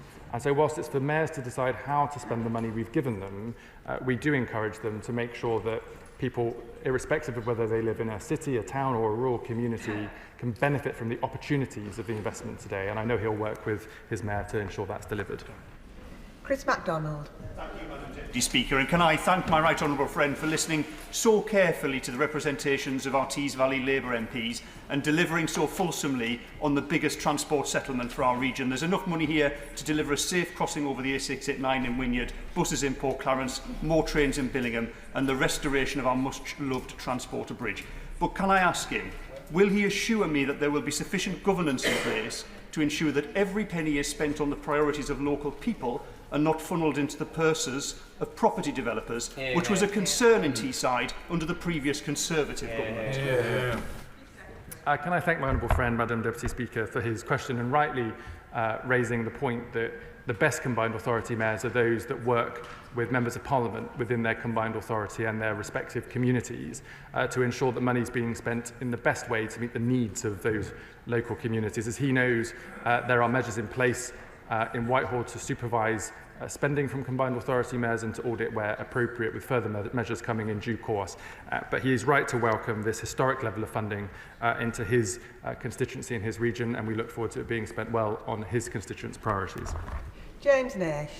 Thank you, Madam Deputy Speaker. As the chair of the East Midlands APPG, may I put on record my thanks to the Chancellor and to the Chief Secretary of the Treasury for their recent engagement about the potential of our region, which has resulted in the significant £2 billion investment announcement today. The East Midlands has been massively underfunded and underinvested in as a region, as the data consistently shows. And so can I welcome the Treasury's commitment to changing how the